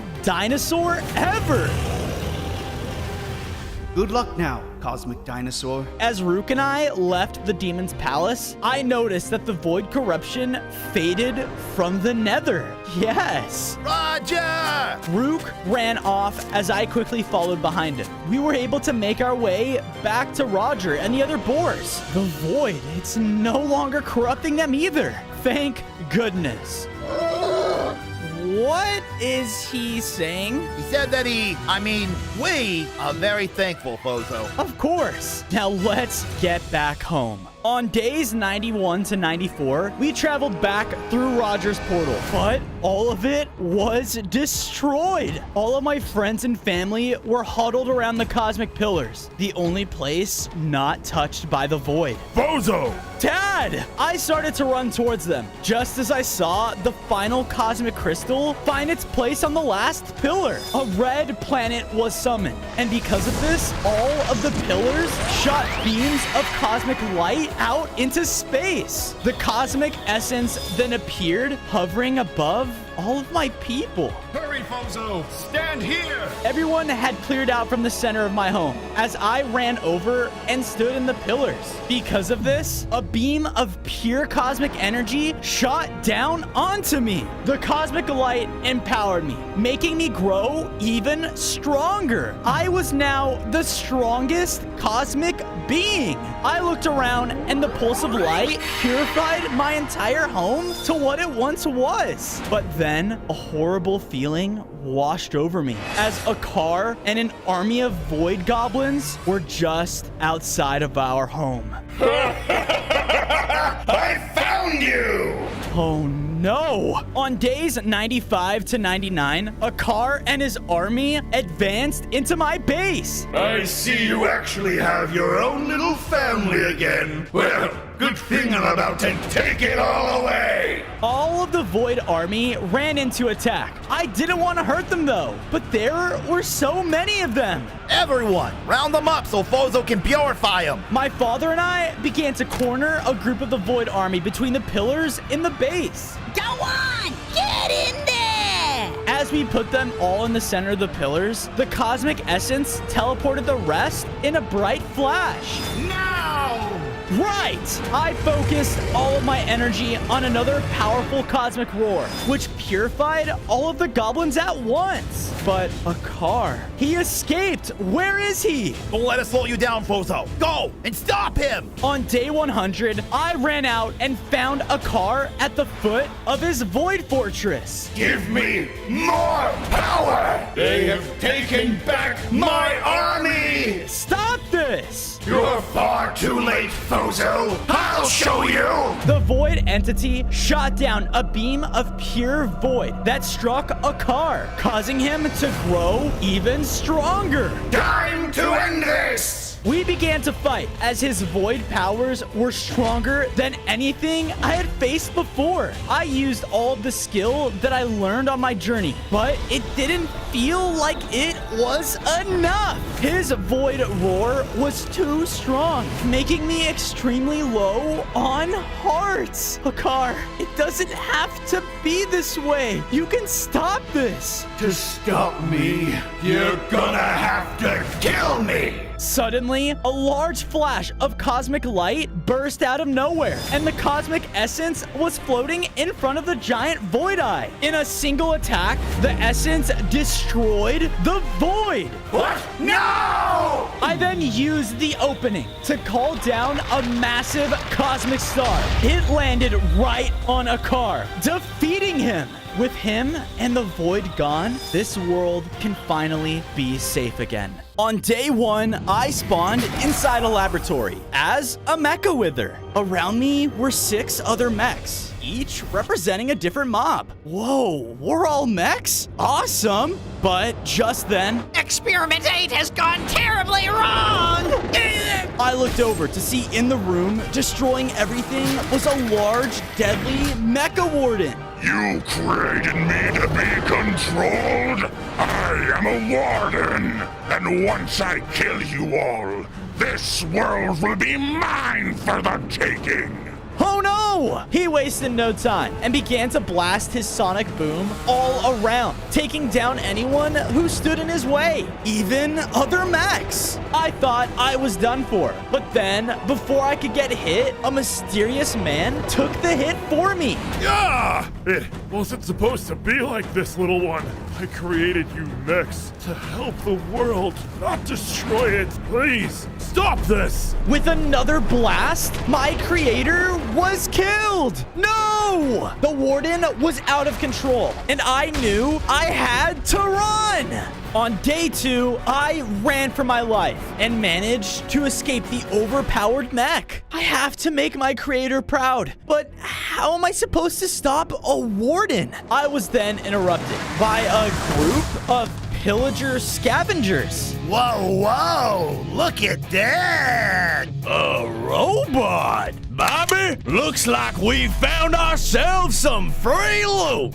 Loot? Without another word, the pillagers hopped in their vehicles and began to drive right towards me. Ah! I tried to use the trees to get away, but the scavengers just drove right through them. Tommy, now! In a matter of seconds, the Jeep accelerated and managed to cut me off. Wah! I panicked and managed to shoot out a large, deadly mecha skull right at the Jeep, destroying it. Whoa, I wonder what other powers I have. You destroyed Barbara! Don't worry, Tommy. This little guy is gonna pay. On day 3, I was brought to the scavengers' junkyard outpost. Gah! Hey, let me out of here! Let's get out our saw blade and see what this guy's made of, huh? Oh no, I have to escape. I used my newly found power and managed to blow a hole right through the cage. But after walking forward, I saw that the scavengers had another mecha mob. This robot creeper here is great for blowing stuff up. Please, let me go! Oh no, I have to help him. I charged in and blasted my mecha skull right at the pillager, causing him to drop the creeper. Ah! Huh? Who let this stupid piece of scrap out? Back off before I hit you again. Oh, you shouldn't be worried about me. He whistled, and a large figure began to move behind the two of us. Out from the shadows came out a large Ravager dog. Oh, Maxie! Attack! The Ravager charged forward and tried to bite at us. Ah! Come on! The creeper followed after me as he kept trying to take us down. That is definitely not a dog! We began jumping up piles of rubble, but after a couple of jumps, we had nowhere to go. Wait a minute! Take this!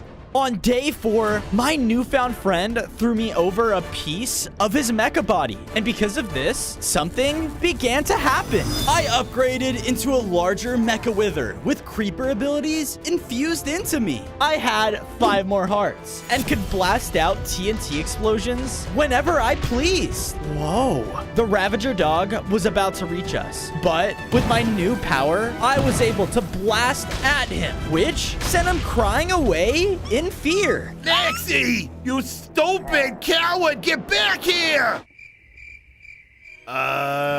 With another explosion, the rest of the pillagers left as well. You saved me! No, we saved each other. But what just happened to me? Looks like every time you collect a mecha piece, you get stronger! If that's the case, I have to find the rest of our mechs. It may be the key to stopping that warden. As I said this, explosions went off in the distance. That's not good. No, it's not. Come on, we have to find a place to hide.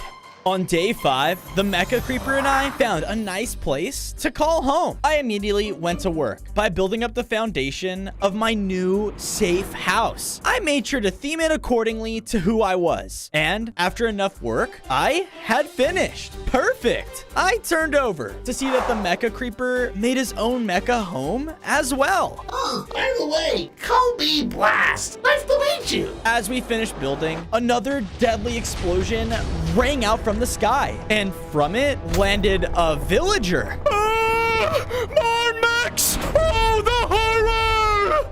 More? I went over to the explosions, only to see the Mecha Warden at a desert village, completely tearing everything apart. And with him were other wardens. Yes, rise, my new army. Time to show the world who they should bow down to. Why? Good. Now keep moving. Our next phase starts now. next phase? What is he planning? As I asked this, I was suddenly hit from behind. Gah! Behind me was a group of jungle endermen? First a mecha enderman, and now a wither? You are nothing but a fake mob! Let's teach them a lesson, boys! On day 6, the Enderman leader ran up to me and teleported me all the way in the middle of their jungle. I was at their main Enderman outpost and was teleported next to a cliff. Yeah! Time to destroy this machinery! Nature prevails! Wait! You said you saw a mecha Enderman? Look, just tell me where he went and I'll leave. The captain didn't listen and pushed me off. Wah! I was falling to my death, but in my newly upgraded form, I realized I could fly. Whoa! Huh, maybe you are useful. Come with me. I followed the tall leader until arriving at a mysterious pedestal. Recently, a group of tribal men came by and stole our ancestral pearl. It's what keeps our home afloat, and without it, it will fall. Find the pearl, and we'll tell you where your mecha friend went. Okay, deal. I noticed a mysterious trail leading away from the pedestal and began to follow it. It wasn't long until I arrived at a player base with players running around frantically. Dude, what is even going on? I looked over only to see 3 tribal brothers destroying their home, but they could teleport? They must have the pearl. Time to take it back. On day 7, I ran in to confront the tribal brothers. Hey you! You have something that doesn't belong to you. Zip it, robot! I charged forward right towards them, but they blasted me back. Time to teach this little punk a lesson! The 3 of them performed a strange ability together, which completely transformed the landscape around us. I was now in the middle of a very deadly parkour, which led to a dangerous pit of lava below. Good luck with this! They began to shoot out deadly elemental powers at me, trying to make me fall. I tried my best to fly out of the area, but with one lightning zap, my flight was disabled. Oh no! Just as I thought all hope was lost, a mysterious figure teleported in. The Mecha Enderman. There you are. Leave him alone. He began to hit the tribal men, which caused them to stop attacking me. And with his teleportation powers, I was teleported off. Whoa, this guy is amazing. He was trying his best to counter the tribal men, but with all 3 of them combined, he was beginning to lose. Please help. On day 8, I ran in and saw from the battle one of the Enderman's parts had fallen off. I quickly picked it up, which caused me to transform once again. I now had 15 hearts, grew larger in size, and can now teleport to short distances. Oh yeah! With my newly found strength, I went in and used my new teleportation powers to outsmart the tribal brothers. Why can everyone teleport now? They tried their best, but with a large TNT blast, I caused the main brother to drop the pearl. The jig is up!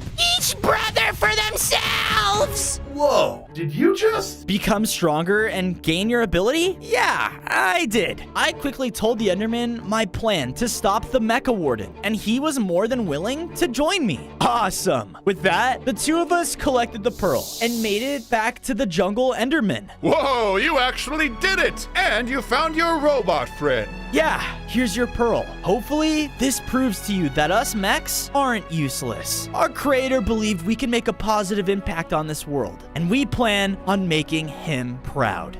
On days 9 to 10, I brought the Mecha Enderman back to my base. I quickly got to work by building him a safe place to stay in. I made sure that it was nice and cozy. Hey, thanks for joining the team and for the help back there. Glad I can help. I then wandered over and saw that the Mecha Creeper was working on something in his house. What are you doing? Hey, no peeking. I've got a little surprise I've been cooking up to help us out. It's not gonna blow up the base, right? What? Nah, All right, then. I'll let you get to it then. But as I started to walk away, an arrow flew down right in front of me. Ah! What the? What's going on? Useless, worthless. I went to go see what was happening outside of my base when I came across the mecha skeleton. He was out in the open, killing his kind? Worthless, inferior bow wielders. I need skeletons who can fight. The mech then started to pick up the bones and pieces of all the skeletons he killed. This will have to do. Another one of us mechs are bad? That's not good. I need to stop him. On days 11 to 12, I followed the skeleton as he led me straight to a mech factory. The mecha skeleton was throwing the skeleton's parts onto a conveyor belt and turning them into his own army. I need to break that machine, but I don't have enough firepower. I then heard a small cry in the rubble next to me. Hello? Please don't turn my bones into metal. Hey, I'm not, okay? I'm not with them. Look, I want to stop that skeleton. Okay. Wait, you're the mecha wither. Do you know the engineer? Huh? Who's the engineer? Oh, he's super smart and super nice. He'll help us both. I want that mech to pay for what he did to my family. Lead the way. I went with the baby skeleton as he led me to an abandoned sewer entrance. Scattered all around were discarded machines. And in the sewers, we heard an explosion. Wow, you stupid machine! You broke yourself again! Coming out of it was a goblin? This is the super smart guy you were talking about? Hey, watch it, Wither. I'll have you know, I have like 5 PhDs. Oh, wow. He's super nice, too. Mr. Engineer, we're here because we need your help to take down the mecha skeleton. He's using my people's parts for a mecha army. Ollie, that's not good. Look, I want to help you, kid. My machine just broke. There's nothing I can do until it's fixed. Well, let me take a look at it. Maybe I can help. On days 13 to 14, the goblin led me deep into the sewer line until we walked onto a large cavern with a giant destroyed machine. Whoa. You see, this baby boy could make you something to take down that whole factory if you wanted. I just need to get up there and place his power core back in its place. Sounds easy enough. I grabbed the core and flew up to the top and placed it down. With that, the machine instantly began to power on again. Sweet. Hey, what's this machine make anyways? Oh, just some highly explosive bombs. It what? The machine then began to malfunction and shoot the bombs everywhere. Yeah! Oh, shoot! There's still a kink in the system! Hold on! Hold on! One of the bombs exploded into me, throwing me back. Yeah! I had to keep dodging around, as more and more of them kept getting shot all around me. But when I would dodge too close, massive blades sliced down from them as well, trying to cut me in half. Anytime now! I got it! I got it! Just go flip that switch over there! I looked over, and in the middle was a single lever. Here goes nothing! I flew in close, dodging bombs and trying to avoid the blades. But one came straight for me! Ah! I blew it up with my wither skull, giving me enough time to flip the switch. Thankfully, this rebooted the machine, causing it to calm down. Oh, thank goodness. You blew up my saw blades! And you nearly killed me. Fair enough. Here you go, pal. This should be enough firepower to blast that factory. Back to the Stone Age! On days 15 to 16, the goblin and baby skeleton stayed behind. As I made my way back to the factory, I began to sneak around as patrols of mecha skeletons roamed about.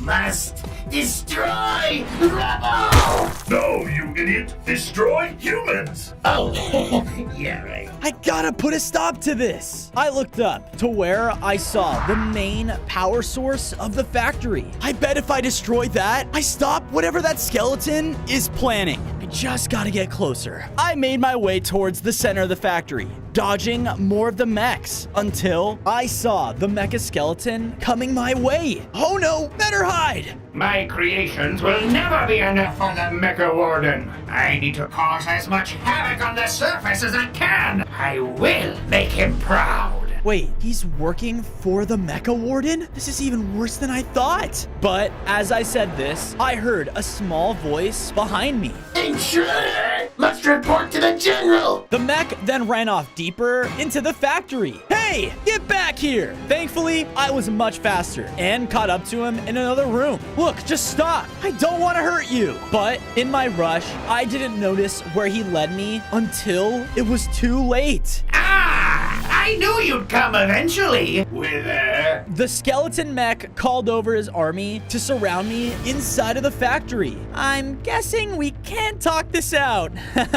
Nope. I threw out the goblin's bombs. That exploded the factory's main power source. What have you done? Kill him! As his army rushed in, though, the baby skeleton came out of nowhere and stood in front of me. No! Guys, stop! Look, it's me! Scanners indicate threat, but don't want to hurt friend. You don't have to listen to him. You can fight back. Redirecting command protocol. Shut up! New threat detected! In an instant, all of them started to shoot out at the mecha skeleton with their laser eyes. What? No! Stop! The mech then tried to swing down his hammer at one of them. So I flew in the way and took the hit. Yeah! Hurry, get all of them out of here. But what about you? I still have to deal with him. The small skeletons all ran away. As our fight began, his powerful hammer would shake the entire ground and knock me back with each hit. I was trying to blast him with everything I had, but his armor and shield would just block my attacks. No! He was about to slam into me again, but I looked up and saw a part of the factory weakened from the explosions. Here goes nothing. A feeble attempt at best. Well, that wasn't part of my actual plan. I just needed you to get closer to the lava. What? Before he could react, I hit the skeleton backwards, forcing him to fall into the lava below. Yeah! As I did this, his hammer floated to the top. I flew down and grabbed it, which caused me to begin to upgrade. I gained 5 more hearts and could now summon the skeleton's mecha hammer at will. Awesome! Is the monster gone? Yeah, he is. Now, come on. It's time I show you your new home. On days 19 to 21, I led all the skeletons back to my base. I built them a nice skeletal home for them all to stay in. What is our purpose now? Well, now you guys can do whatever you want. Let's go eat. Wait, do you guys still, eat things? With the skeletons all settled in, it seemed like a good time to build up some more defenses as well. I took the time to make sure my base was nice and secure with mechanical walls and even some gates. I have way too many people here I need to protect. Just then, someone called out to me. Hey! Hi, Falzo! I finished it! Come over here! I ran over to Blast's house to see that he had built up a high-tech computer. Whoa, what's all this for? I programmed this computer to help us track down the other mechas. Now let us know anytime one of them is active. The computer beeped and showed us the Mecha Blaze. He's in the Nether. Awesome. Then I know just where I'm heading next. Whoa. Slow down. Only the Mecha Blaze can actually survive in the Nether. All of us other mechas weren't made to withstand that much heat. Their body will burn up in there. Well, there has to be some way for us to go. I mean, the scientists had to have some kind of material back in the old lab that made Blaze fire resistant. You can go scope the place out while I make you a Nether portal. On days 22 to 26, I journeyed all the way back to the destroyed lab where I was created. This place looks even worse than before. I went up to the doors and used my new mecha hammer to blast open the rubble. Once inside, I looked around until finding myself in the potion lab. Night vision? No. Water resistance? Close. But aha! Fire resistance oil. Perfect. I grabbed the bottle just as I heard a noise nearby. Huh? I went over where I saw a massive skulk tunnel leading deep underground. The Mecha Warden. I slowly snuck down the tunnel until the path opened into a massive cavern of an ancient city. My fellow Wardens, we are the most powerful mob in the world, but we are few in number. Together, we will show why we should be in charge. Soon enough, we won't be limited to just these caves. Warden shrieks rang out into the air as the army of wardens agreed to join the mecha. They should be in charge? No, he's wrong. As I said this, I accidentally backed into a skulk sensor. What was that? Uh-oh! One of the nearby wardens shot out a sonic boom that struck the cave ceiling above me. Ah! I barely flew out of the way before the rubble came crashing down. That was close.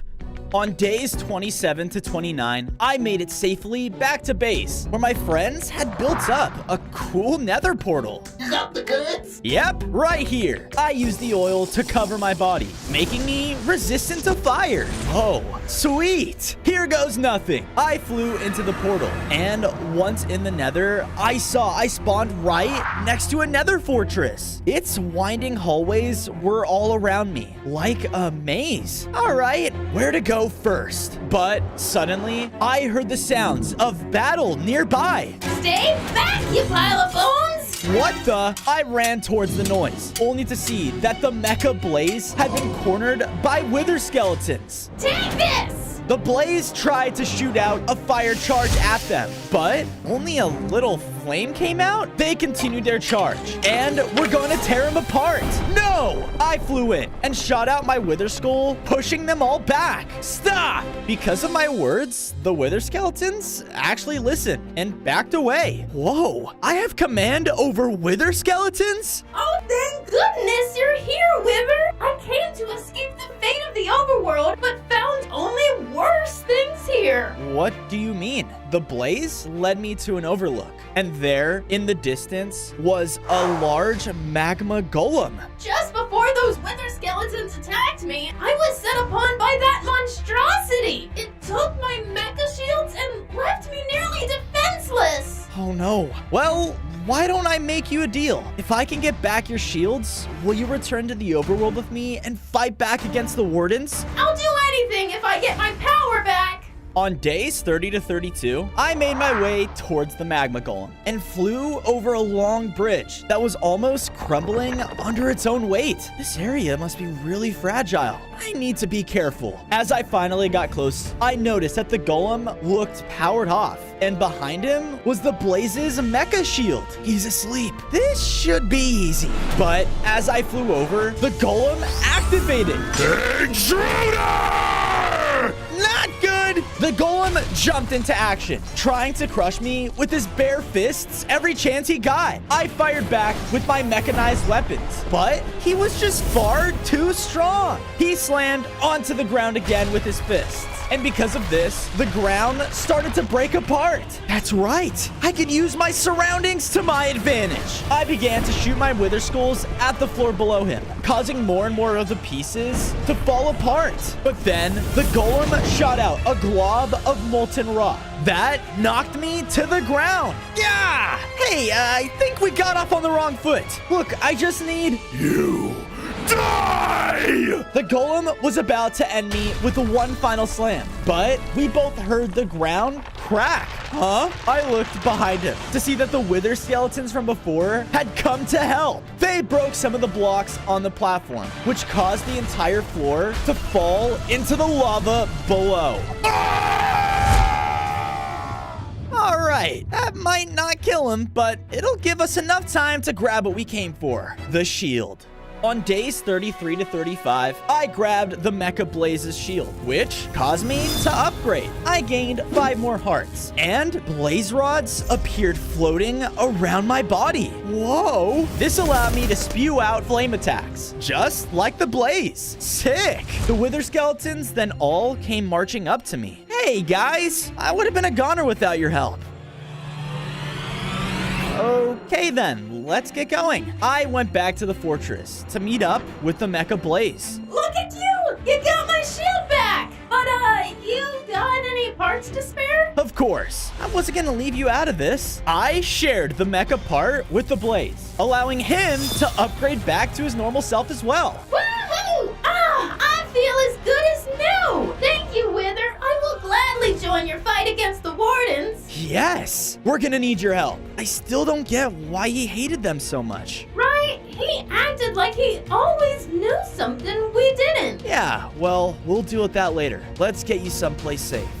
On days 36 to 39, I made it back through the portal with the Mecha Blaze and my new Wither Skeleton army. I made an amazing fortress in the base, so he wouldn't miss his true home. I'm sorry the Nether wasn't all that you wanted it to be. I'm just glad I'm here now. Just then, I heard the computer in the base ring out. Hey, Fozo, we got something. And it's acting weird. What do you mean? I ran into the creeper's home to see the screen showing the mecha spider, but the video just kept glitching out. Looks like there's some sort of interference. Oh no! The mecha spider is stuck in the Lost Woods! That place is a maze, and it messes with any sort of creature that wanders in there! Well then, I better go get him out. But as I said this, the computer in our base was hacked. Appearing on the screen was the Mecha Warden. What are you doing here? I want to show you who our creators really were. On days 40 to 44, the screen suddenly changed to a view of the old lab before it was destroyed. What's going on? As a warden, I have the world's best hearing, which means I can hear conversations, even through walls. Ooh, the Mecha Warden, the strongest mecha mob man can create. I can't wait to make him do whatever we want. When I found out what I was made for them, I broke out and now want to show the world why I am superior. Join me. Let's take control of the world together. Never! What you're doing, it's wrong! So be it. Then the screen started to glitch out and started to go crazy. We all ran out as the computer exploded. That was close. He's gonna destroy the world just because of those two evil scientists. I need to stop him. We need that spider mech. I went out and made my way to the edge of the Lost Woods, where a creeping fog rolled in. I don't like this. Just then, the mecha spider came rushing by, pushing me out of his way. I gotta get out of here. I'm going crazy. Wait, what? Wait! On days 45 to 47, I chased after the spider mech as he used his spider-like agility to jump around between the trees. Hey, get back here! He was clearly going crazy from being stuck here and wasn't listening to me. I shot out my flamethrower at a tree ahead, causing it to fall and block his path. Ah, what are you trying to do? Kick another leg? Huh? I looked over and now noticed that he was missing some of his parts. Whoa, what happened? The crazy forest spirits here were taking me apart, and they aren't gonna stop. I need to get out of here. Whoa, hold on. Why would they do that? Just as I said this, a little plant wandered in between us.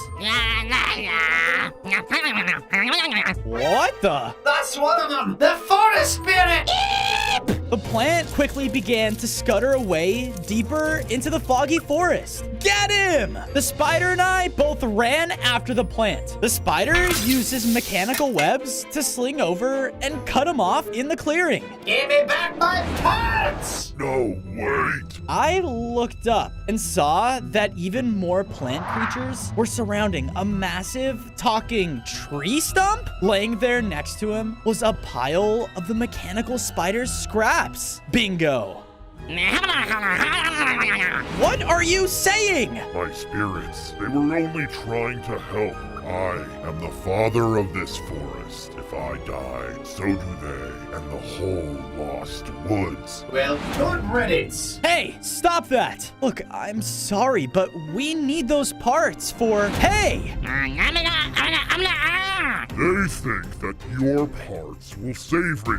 They won't give them up unless you find another way to fully revive me. Look, if you help me get my parts back, I'll help you with whatever you want. Okay, What do I have to do to save you? There is a special apple in the heart of the woods. Go there and retrieve it, and the parts will be yours. Okay, I'm on it. I headed out in search of the sacred apple in the Lost Woods. The further and further I got, my vision became more and more blurred. I need to stay focused. I can't get lost in here. But no matter how hard I tried, the woods were like a maze, and I just started to panic.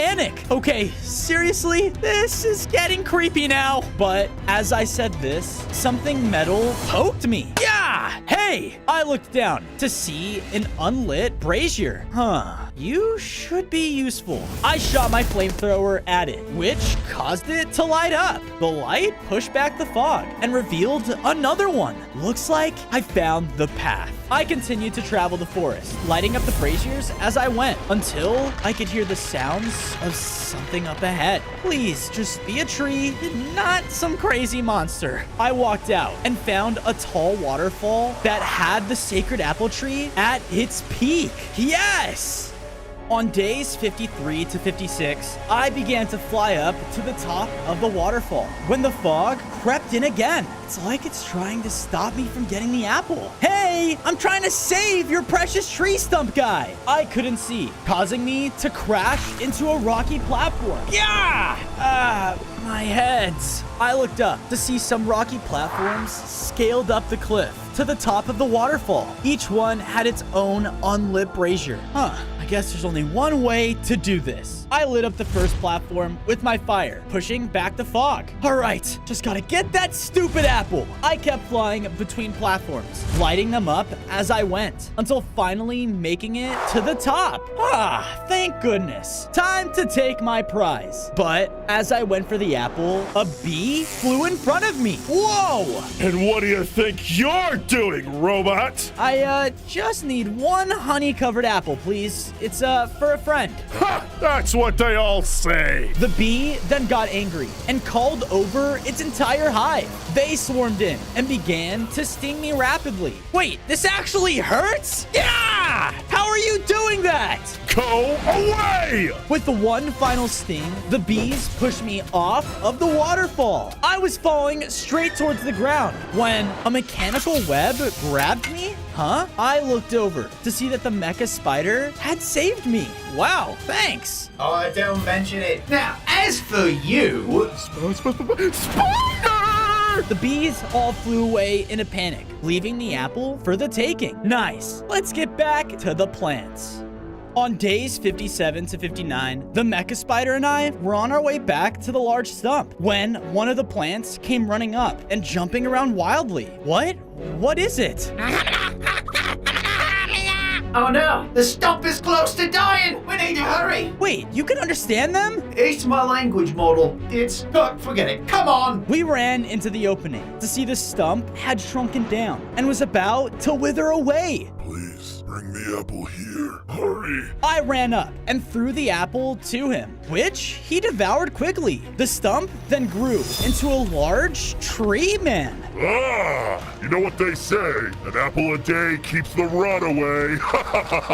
Please, my sincerest thanks to you both. You may take back the mecha parts. Yes! The spider went up and grabbed his parts, allowing him to become complete again. And I didn't forget about you. He threw me over some of his mechanical web, and with it, I began to upgrade once again. I gained 5 more hearts, and now had the ability to shoot out my very own mechanical webs. Sweet. Now, you and I have another problem to talk about. On days 60 to 63, I made it back to base with the mecha spider. I went to work and built him up a nice mechanical web home to live in. I bet this place is much better than those lost woods, huh? You don't know the half of it. Thank you. Don't mention it. Now, come on. You should meet with the others. We went and met up with the other mechs and caught the spider up on what the mecha warden told us. And that's why he wants to destroy the world. That's horrible. And I thought I was the crazy one. Right? Well, either way, we need to stop the wardens. He thinks all humans are like that, and we can't let him wipe them all out. As I said this, we heard a loud explosion nearby. Somebody save us! Oh no, what's going on? I ran towards the streams to see that a giant mecha zombie was terrorizing a city. All the humans were running in fear as the mech stomped around, eating everyone he could get his hands on. Human food! Blood! On days 64 to 68, I watched as the zombie grew larger with every kill. Well, that explains why he's grown so big. He's eating the people. I have to stop this. I flew in and used my new mechanical webs to pull myself close to the zombie. Stop this! He didn't listen though and spun around, knocking me to the ground. Yeah! No! Mecha eat human! The zombie continued his rampage and just was ignoring me because I wasn't food. Come on, I can't beat him like this. He's just too strong. Hello there. Ah! Who are you? I am Household Robot 003, a personal service robot. You look to be distressed. May I suggest a massage? What? No, I don't need a massage. Like, I need a way to take down that zombie. Your wish is my command. Calculating. Answer for way to take down that zombie. Follow me. The robot began to zoom away from me. Hey, wait up. I chased the small robot out to the edge of the city where a large power plant was. What are we supposed to do with this? On my calculations, if you lure the zombie here and overload it with electricity, it will have no choice but to reboot and return to its normal size. But you must first redirect the 2 major power cords before the plant is fully functional again. And where would I do that? Of course, it's not that easy. On days 69 to 73, I began to fly around the city until I found the first power core covered in rubble. I used my mecha hammer to break it down so that the core's energy could flow to the power plant. Sweet, just one more to go. But as I said this, I heard screams coming from a nearby house. Help me! I'm too pretty and cute to die! I flew over and saw the villager in the window of a wooden house. Where's the door? I'm blocked in! You have to break me out! Okay, calm down and just stay back. Now, I blasted the wall with my flamethrower, burning away all the wood and making a hole for him to climb out of. Oh, thank you, Wither. Maybe you mechs aren't so bad after all. Suddenly, the massive mecha zombie came stomping around the corner and saw us. Never mind! It's okay, just stand behind me or just ignore me. Forget this! But the zombie was dead set on his next meal and began to charge after him. No! On days 74 to 77, I tried to blast the zombie with everything I had to slow him down, but he just pushed through it and hit me to the side. Yeah! He was getting closer and closer to the villager, so I shot out my mechanical web and pulled. Ah! This stopped the zombie in its tracks and allowed the villager to escape. Wither! Food! Oh no! I began to fly throughout the city as the zombie chased after me. I was dodging around as much as I could, but he quickly caught up. No! I blasted him directly in the face with my wither skulls, which gave me enough time to duck into an alleyway. Where's Tiny Wither? Okay, that was close. I need to get that power plant up and running fast. I flew through the alleyways until finding the last power cord. After blasting it with my TNT explosion, I was able to get the power plant up and running again. He did it! Commence celebratory dance! All right, now just lead my little friend over. On days 78 to 80, I flew up into the air to grab the giant zombie's attention. Hey, you! Come and get me! The zombie began to chase me again as he tore throughout entire buildings just to catch up. Whoa! I looked over and saw the robot frantically trying to get my attention. Here! Over here, Wither! I'm trying! The zombie then hit me forward, sending me flying towards the power plant. Yeah! The zombie must touch that pipe. Then we need an explosive capable of 100 tons of TNT to discharge the electricity into the target. Wait, how much TNT? The zombie rushed in again, slamming the ground as I dodged out of the way. Okay, let's hope my creeper ability is enough. Hey, you gotta try harder than that! Me eat you! I shouldn't have said that. The zombie's rampage continued as he chased me into the power plant. I barely dodged his next swing as I flew right under the power cord. Now! On days 81 to 85, with all my remaining strength, I blasted the cord, causing it to explode. The discharge of electricity shot out directly into the massive mech. With that, the zombie's form began to shrink, and it was forced to restart.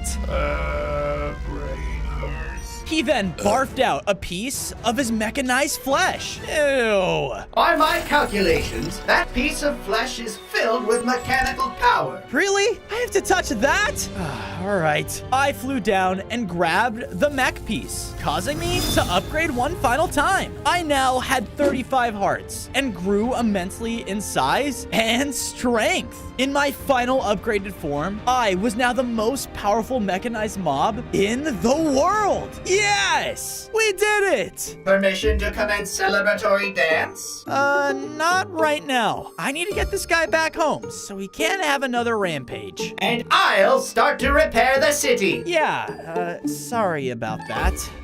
On days 86 to 90, I was making my way back to base with the mecha zombie when suddenly the ground began to shake all around us. What's going on? The ground cracked below as we fell down into a sinkhole. Ah! I looked around to see that we had fallen into the Warden's ancient city, and the ruined portal was now covered in technology and was activated. Yes, yes, it's working! Go, my army, and destroy the humans! The army of Wardens turned to march out of the ancient city. I tried to run and hide, but I triggered a skulk sensor. The Mecha Wither. Perfect timing. You can't do this. This isn't right. Don't try and plead for your life now. You had your chance to join me.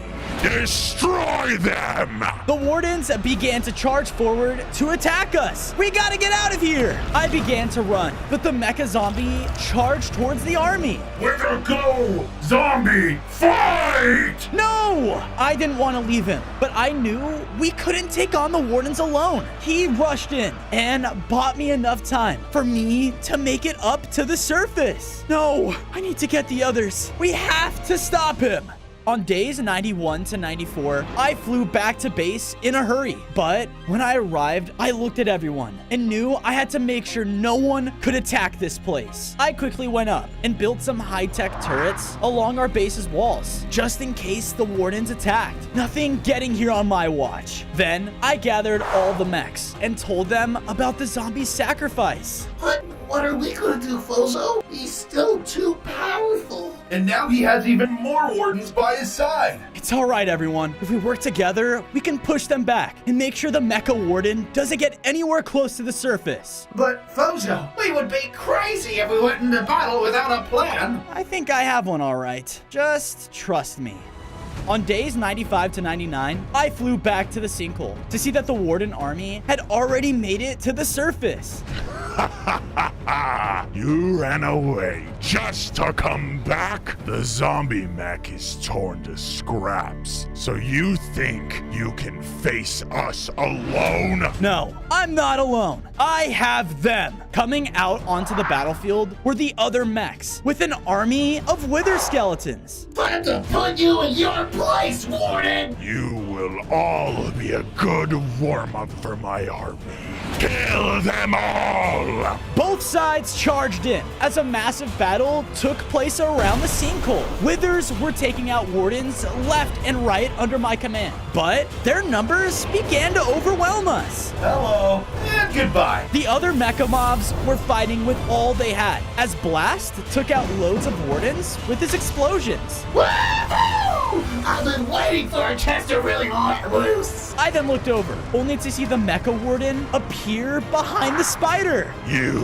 I'll deal with you first. No! Before the Warden could get an attack off, I flew in and pushed us both down into the sinkhole. Fozo!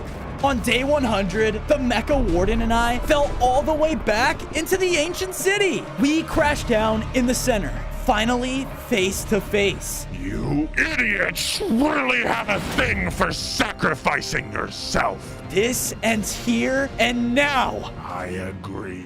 Come here! The Mecha Warden instantly summoned a mass of skulk tendrils underneath me, trying to pull me into the ground. He rushed in, and with his overpowering strength, he was by far the most powerful opponent I had ever faced. I used every ability I'd gained along the way, shooting at him constantly with my flamethrower and TNT blasts. But he powered through them all and charged closer to me. He slammed me back with his massive fists. Yeah! I am the superior creation! Can't you see that? Nothing and no one can stop me! Not even you! I won't let you do this! With all of my strength, I rushed forward and hit him with my mecha hammer. He flew backwards and right into the ancient portal, destroying it. No! No! In his rage, he shot out a powerful sonic boom that I barely managed to dodge before hitting him one final time, defeating him. With that, the Mecha Warden was gone, and the entire world can finally live in peace. On day 1, I spawned in as a tiny spider in a lush forest. I immediately noticed my family hiding away in fear. Huh? Guys, why is everyone hiding? Oh goodness, my boy, no! As my mother yelled, the ground beneath me started rising, lifting me away from the forest floor. Mom! Dad! Son, jump! I'm scared. Because of my fear, I was brought upward. And to my horror, I wasn't in a forest at all, but a terrarium in a laboratory. Hello, little spider. You are my next testing subject. What? No! But he picked me up and placed me into a machine. What are you doing? It began to activate, filling up with a burning potion. Ah! Because of this, I was mutated into a spider dragon? It worked. It actually worked! With this successful potion, I am closer than ever to finishing my experiment. And when it is done, everyone will bow before me. Now, I don't need you or any of these pests anymore. What? No. Mom!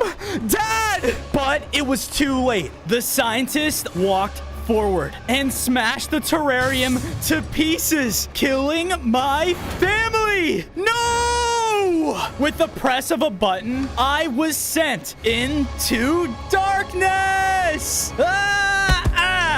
I landed in a terrifying tunnel. That scientist, who would do that to someone? I then looked forward and realized I was on a conveyor belt being sent to my death. No!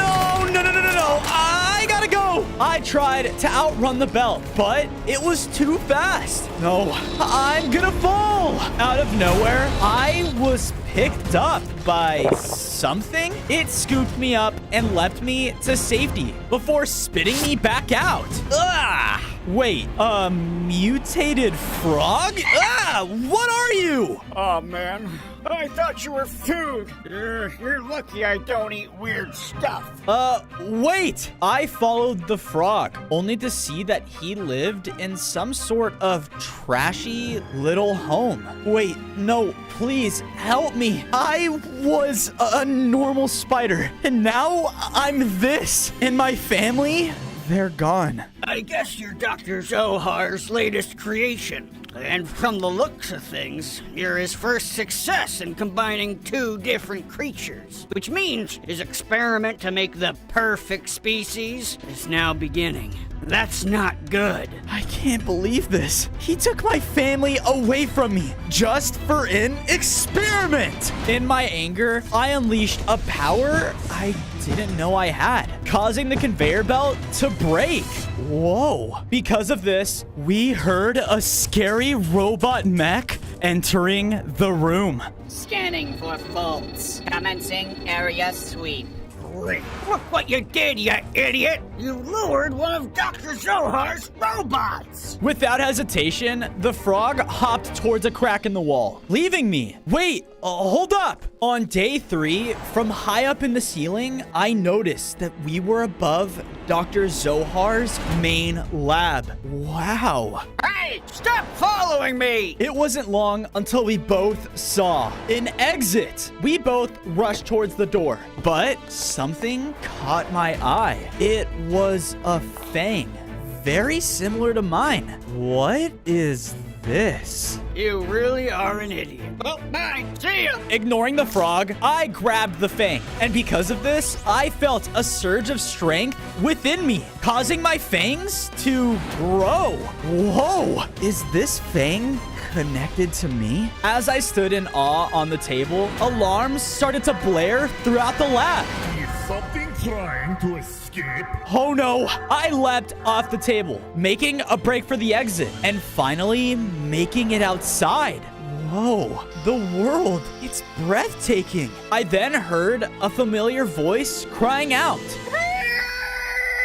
Huh? Following the cries led me to a lakeside waterfall. That's where I saw the mutated frog was being cornered by a mech. Confirmed. Experiment 4-3 is still alive. Will eliminate. I thought back to being too scared before, not taking the jump. Not again. Hi-ya! What are you doing? Saving you! The mech used the opening and blasted me against the wall. Ah! It was about to take me down. But a new power surged within me, and I unleashed a powerful bite? Whoa! I hurt the mech so bad that it began to malfunction and ran off into the forest. Whoa, did I just do that? Whoa, man. You're weirdly stronger. And, thanks for saving me, or whatever. Look, that doctor is planning something. Something bad. I need to know what it is before he hurts any more creatures. Why do you care anyways? You escaped. Just go live your life. That scientist killed my family, and I can't let him hurt anyone else with what he's planning. Fine, Mr. Hero. Follow me. I followed the frog through the underbrush until we reached a hidden area in the forest. Look, you saved me, so I owe you one. Mr. Fur. He's who you're looking for. Mr. Fur? Who's that? He was Zohar's first ever creation. First one to be made and tested on. The last I saw him was when he escaped to the Flower Forest. Find him, and you'll find your answers. On day 5, my search for the Flower Forest led me to the edge of a modern-looking town. Maybe someone here knows where the forest is. They all seem friendly. A spider? No. A dragon? What is that thing? Listen, I need help too. The man didn't care and ran up to me, trying to crush me. Ah! Hey, stop that! I began racing through the streets as the town erupted into chaos. Monster! Mutant! No, you're wrong. I'm not a monster. But they wouldn't listen, and the horde of people chased me around a corner where something pulled me away. Whoa! Where'd it go? I looked around at my new surroundings, which was a hidden torch-lit room. And in it had a group of talking vegetables? I am so confused. Rightfully so, young creature. Like us, you were not welcomed by the humans. I followed the vegetable leader as he brought me to a window. For a long time now, we've had to remain hidden ever since the humans arrived.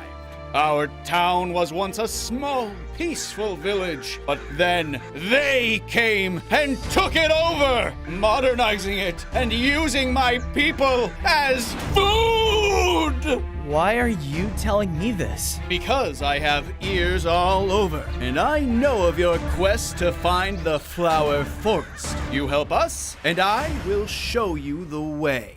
On day 6, I followed the vegetable eater through a tunnel that led to a street. There, he showed me a building larger than all of the rest. Okay, no pressure. It's too risky for my men to enter, especially unarmed. But we have weapons that are kept deep within that building, locked in a vault. If you go and move the centerpiece, we'll take it from there. Please, we need this for our cows. I started to walk towards the street, but just then, more people started to walk by. Whoa, okay, I have to stay hidden. I patiently waited for the right moment to run into the building, and once inside, I saw a long corridor, and at the end of it was the vault. But while making my way towards it, I overheard a conversation. You see that creature in town today? Yeah, my guess is that crazy scientist made it. He's still obsessed with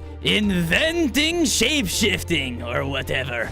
Man, that guy's insane. Wait, shape-shifting? The two finally walked out of sight, leaving a clear path to the vault. I ran up and slipped through a tiny crack, making it inside. Stored all around me was medieval weaponry and the centerpiece. They want me to move this? Okay. Ugh! Yes, you've done it. Everyone, weapon up! They all jumped up from the tunnel, pouring into the vault and grabbing the weapons. The vegetable revolution has begun! On day 7, chaos erupted through the town. There were vegetables running in complete rage everywhere. You kicked us out! Ate our people! Well, look at us now! It was definitely a sight to behold, with countless vegetables taking their revenge. This is what I get for trying to eat healthy! The people fled in fear as they were chased out. The town, you guys did it! The town is yours! Yes, we did. Finally, we have won. Man, it must be nice being around your people, having a home. I wonder what that feels like. You have done us a great service. Now, eat. One of the vegetables ran up to me. Show our hero here exactly where the flower forest is. I followed the beat through a path in the mountains that led right up to the enchanted flower forest. Everything was so beautiful, except for one cave on the mountainside. It was dark, muddy, and ominous. Yeah, well, here you go. I'm gonna go now, or like, whatever. Thanks. I think I know where to go from here. Hello? Is anyone here? What do you want? Mr. Fur, is it? Someone told me that you might know more about Dr. Zohar. I see. You're not normal. Come with me. We traveled within his cave and into his makeshift lab. Zohar's been planning his so-called experiments for years and years in order to perfect shape-shifting. That word, again, shape-shifting? What does it mean? It's when a creature of any kind has the ability to change into what it best sees fit, whether it be a snake, a little tiny ant, or something much, much worse. If he was able to finally succeed in merging two different species, a spider and a dragon, for example, then he isn't very far from accomplishing his end goal. Which is what? His takeover. We can't let him get away with this. I mean, someone has to stop him, right? Maybe that someone is you. Our conversation was quickly interrupted by a rumbling noise. What was that? I don't know. Suddenly, a ghoulish creature came bursting through one of the cave walls. What is that thing? It ran in and slammed the rat against the wall. Hey, knock it off! My poisonous bite seemed to stun it, but it didn't do much. Hey, up here! On days 9 to 10, I ran with Mr. Fur until we reached a room with a balcony. There, in all of Fur's junk, were dragon wings. I then thought back to what happened in Zohar's lab. Could this be? What are you doing? I grabbed the wings, causing me to upgrade. My wings grew much stronger, and I now had even more hearts. What? How did? Just then, the horrifying creature came storming into the room. Quick! I grabbed Mr. Fur and leapt off of the balcony, flying him safely to the edge of the flower forest. Woohoo! Whoa! These wings, they're amazing! That's it! What do you mean, what's it? When I escaped Zohar's lab, I took supplies, hoping to find a cure for my mutations. Okay, look, how is this important right now?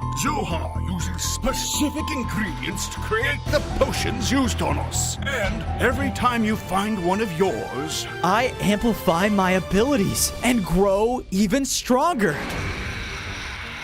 Oh no, the ghoul, it's getting closer. Come on, I think I know somewhere safe that we can go. On days 11 to 12, we arrived back to the hidden area of the forest and saw that the mutated frog had already built himself up a swampy home. You actually found him? Great! Wait, what? You're still alive? Yeah, I'm fine. Just been hiding away. So, nothing's changed. I can see that this is a bit awkward. I'll just be over here. I decided to focus on my own space and begin constructing a nest that would fit both of my spider and dragon side. After some effort, I stepped back to admire my work. Dr. Zohar, his plans are no joke. But what does he want to transform into? Suddenly, a loud shout grabbed my attention. What the? I rushed over to see that Mr. Fur had built up a lab for himself. And out in front of it was a baby lion. Hey, what are you doing in the forest? Please, don't hurt me. I don't want to cause any trouble at my home. It's horrible. Wait, what? On days 13 to 14, the lion cub and I ventured into his desert home. But once we emerged from its tunnel, we saw the whole lion civilization was under attack. Horrifying ghouls roamed around, attacking the lions mindlessly. And above them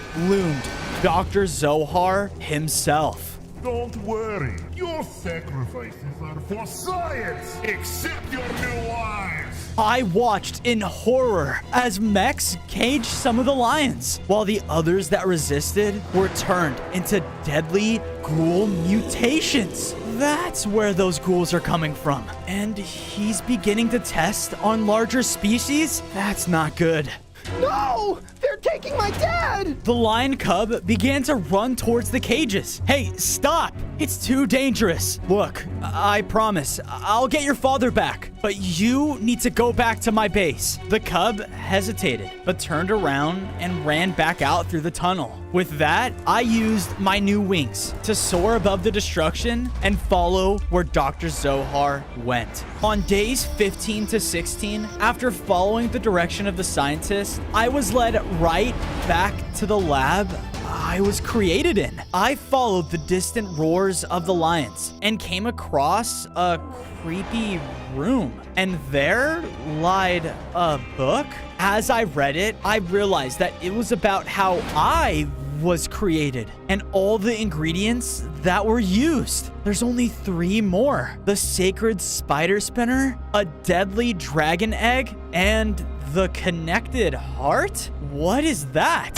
What the? I looked and saw that the banging was coming from a blocked off doorway? Whatever is behind there sure doesn't seem friendly. I continued on, following the lion's roars, until I saw that right in the center was the lion cub's father, trapped in a testing tube. There you are. But before I could break him out, something hit me away. Ah! I looked up, and there he was, Dr. Zohar. You're my first successful creation. I know what you're planning, and I'm not gonna let you get away with it. I ran up and tried to bite him, but he easily swatted me back down. Ah!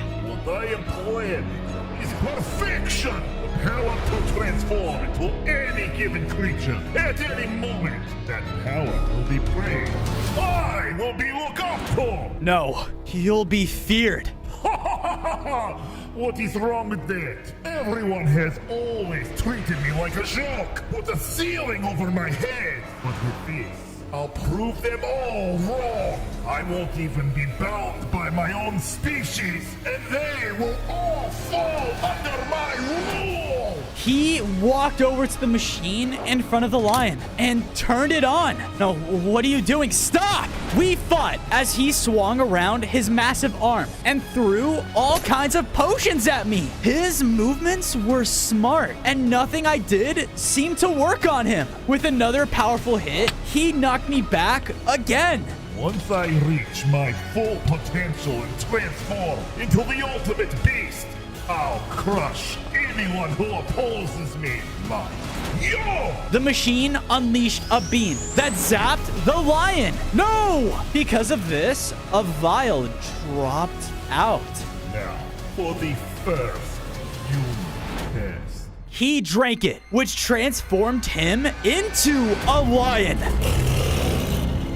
But it was only temporary as he transformed back. It worked! Now, to make it permanent, and you won't be able to see it! The doctor charged at me again, but a sudden sonic boom from below caused the floor to collapse.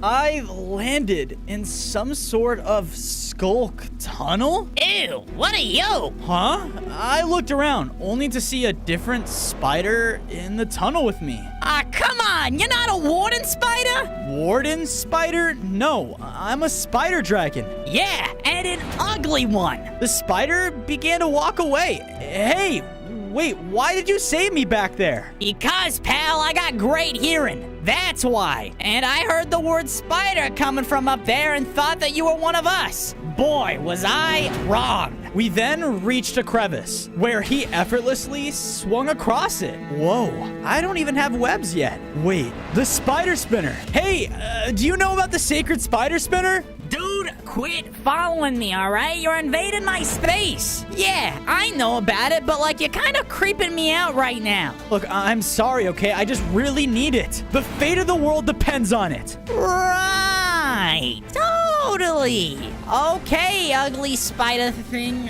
Follow me. Wait, is that a yes? I kept following him until we reached an opening that revealed a vast warden spider ancient city. On days 22 to 26, I made my way to the heart of the ancient city to stand before the elder warden spider. What an ugly spider! Ugh. I'm not ugly. Look, I've come here for the sacred spider spinner. I need it. Only the strongest spiders are granted the sacred spinner. Why do you think that we watch over it? And clearly you are no normal spider. Yeah, to be honest, I don't even really know what I am either. But I do know that I need that spinner, and I'll do anything to prove that I deserve it. Is he telling the truth? Is he challenging us? He must face the trials of 8. He thinks that he's better than us? Silence! Come with me! Following the leader, I was led to another cave with an expansive track course. What defines a spider's power is their speed and strength. Our trial, the Trials of 8, tests just that. If you want the spider spinner, then you must defeat our best on our home turf, which will be impossible. Fine, I accept. On days 27 to 29, I lined up at the starting line, surrounded by other warden spiders. The first 2 that cross the finish line will move on to the next trial. But first, show us your speed. Oh yeah, baby! Beat that ugly spider! He sucks! Go! The race went underway as the warden spiders quickly dashed ahead of me. The course was a mix of terrains where each one of the other spiders used their webs to pull ahead, but also to slow me down. Hey, knock it off! They could even swim through certain sections that were filled with lava. These guys are so strong. I was falling behind, struggling to even keep up in last place. But I can't give up. I just need to get at least second place. Yeah, what does Spider wanna be? Finally, I could see the finish line, where I saw a spider had just swung across. First place! I noticed that the other ones, though, were struggling. Now's my chance. I leapt up into the air, using my wings to carry me across and secure second place. Man, that was tough. I barely even passed. You got lucky this time, but luck won't save you in the final trial. On days 30 to 32, the first place spider and I were put inside of the Spider City's arena. The final challenge is to prove one's strength. Before us, cage doors opened to reveal a menacing warden beast.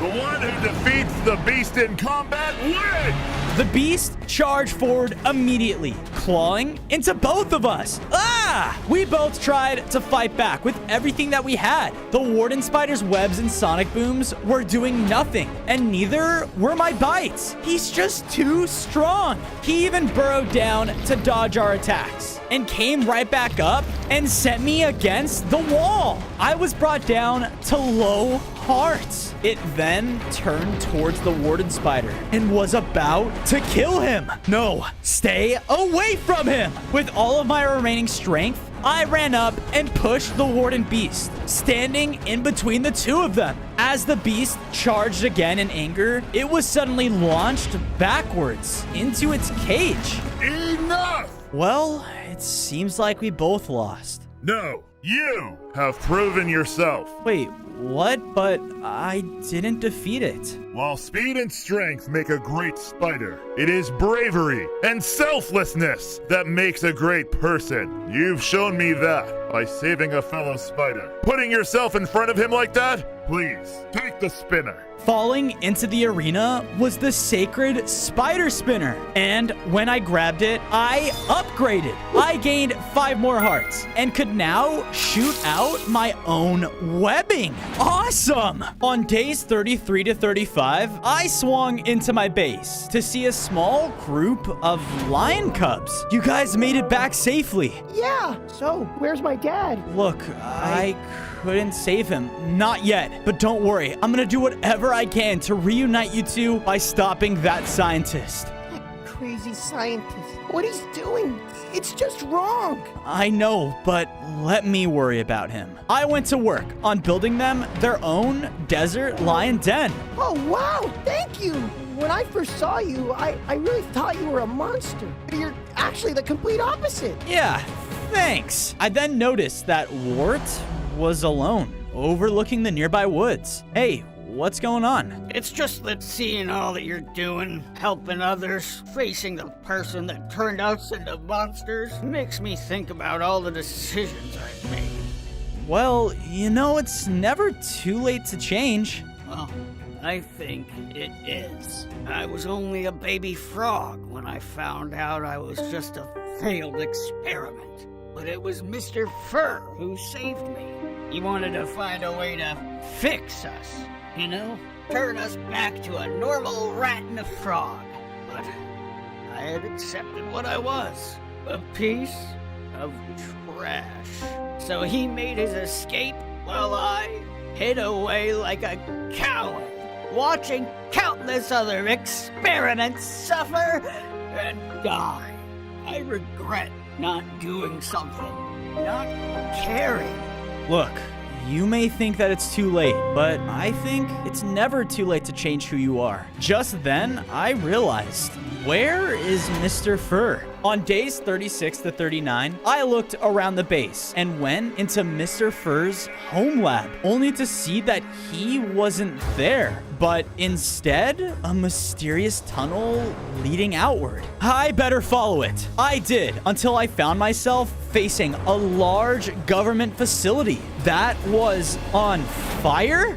What happened here? Using my webs and wings, I scaled the walls and flew over to get a better view. The facility facility was overrun with a bunch of the ghoulish creations. Dr. Zohar must be here. I need to be careful. Finding a way in through a bunker doorway, I spotted him at the end of the hall. He was grabbing some strange government equipment. Yes, this is it. The final piece for my experiment. Now, to assemble everything. Now go! Clear up this place and leave no survivors. He then stormed out of the facility. Oh no. Suddenly, I heard a yell echoing from a nearby hallway. And gunfire? Stay down, you freak! I rushed over and saw a government agent fighting one of Zohar's ghouls. And thankfully, he took it down with one last gunshot. Hey, are you okay? Ah! Another monster! Wait! The agent panicked and started firing at me. Ah! I flew around and used my new webs to quickly restrain him. Look, stop! I'm not gonna hurt you! Really? Sorry, it's just you look like a monster?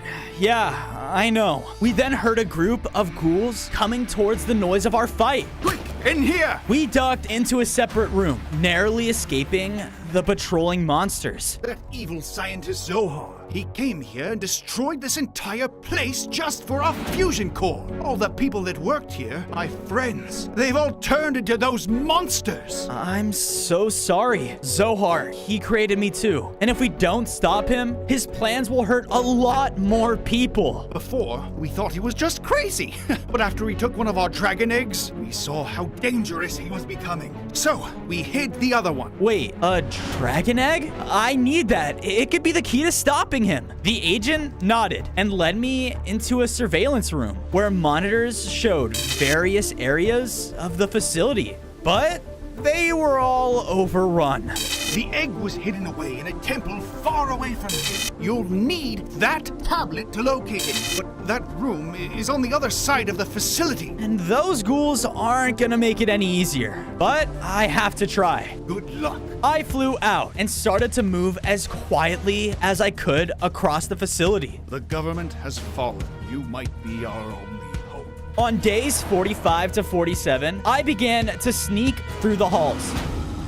I've got to be extra careful. If more than one of these guys group up on me, I'm done for. Then, just as I was about to turn a corner, that was too close. It wasn't long until I reached the room that was holding the tablet. There it is. I ran up and grabbed it, but this caused alarms to blare throughout the facility, signaling my location to every single ghoul. Oh no! Quickly, I used my webs to seal the entrance to the room, but they all arrived and began to slash at the webbing from the other side. I need a way out of here. Now! A vent was high up in the ceiling above me. Perfect! I flew up and bit it open, slipping through just in time. On days 48 to 52, the beeping tablet led me to a secluded tropical island marked with a massive, deadly skull. They couldn't have chosen someplace easier. I flew closer, and as I did, there were platforms that crawled up the skull, and the doorway was opened. Someone else is here. Cautiously, I went inside when a loud alert sounded. Suddenly, I was swiped at and knocked back by a hidden figure, only to find it was Mr. Fur. Oh, it's you? How did you find this place? Look, it's a long story, but how about you? I came to help you find the dragon egg. Supposedly, it's in the most secure point of this temple. Looking over, we saw the creeping staircase that led down into the island. Well, let's go. We ventured down into a large tunnel that was layered with saw blades, and at the end was a menacing tiki statue that began to activate. That can't be good. On days 53 to 56, we began to run down the tunnel as the tiki unleashed a barrage of elemental attacks. Fire, lightning, and boulders were thrown right at us. Ow! No! Look out! I was trying my best to get him close, but I also had to watch out for the saw blades. This is insane! You're telling me! While I struggled to push through the obstacles, Mr. Fur was fighting to keep up, and he wasn't looking too good. No! I used my webs to create a protective wall for him as I finally reached the pillar at the end. But because of this, it separated, and 3 tiki heads ran in to attack. Get out of our sacred temple! Mr. Fur finally reached the end of the tunnel with me when the floor gave out from under us. Ah! We landed far below in a chamber with the dragon egg at its center. Yes, we made it. I went and picked up the egg, but instead of upgrading, a shadowy version of myself emerged from the darkness. So, you wish to take the dragon egg, do you? Who are you? The question is, what am I? A monster. A creature made just to destroy. I am you! He flew in to attack much faster than I could react. Ah! No, you're wrong. I'm not a monster. Yes, keep lying to yourself. Zohar created you, and all he creates is destruction. You will never live a life where those around you don't fear you. You will never be looked at as anything more than a threat. He lunged back at me for another attack. Ah! I can't defend myself against this guy. Stop it. Just stop. Yes, let your rage consume you. You will never be strong enough without letting it take control. You will never stop Zohar without it. He flew back again for another attack. I said, stop! A surge of rage filled me as I unleashed a deadly dragon breath, causing the shadowy form to drop down. Defeated. Good.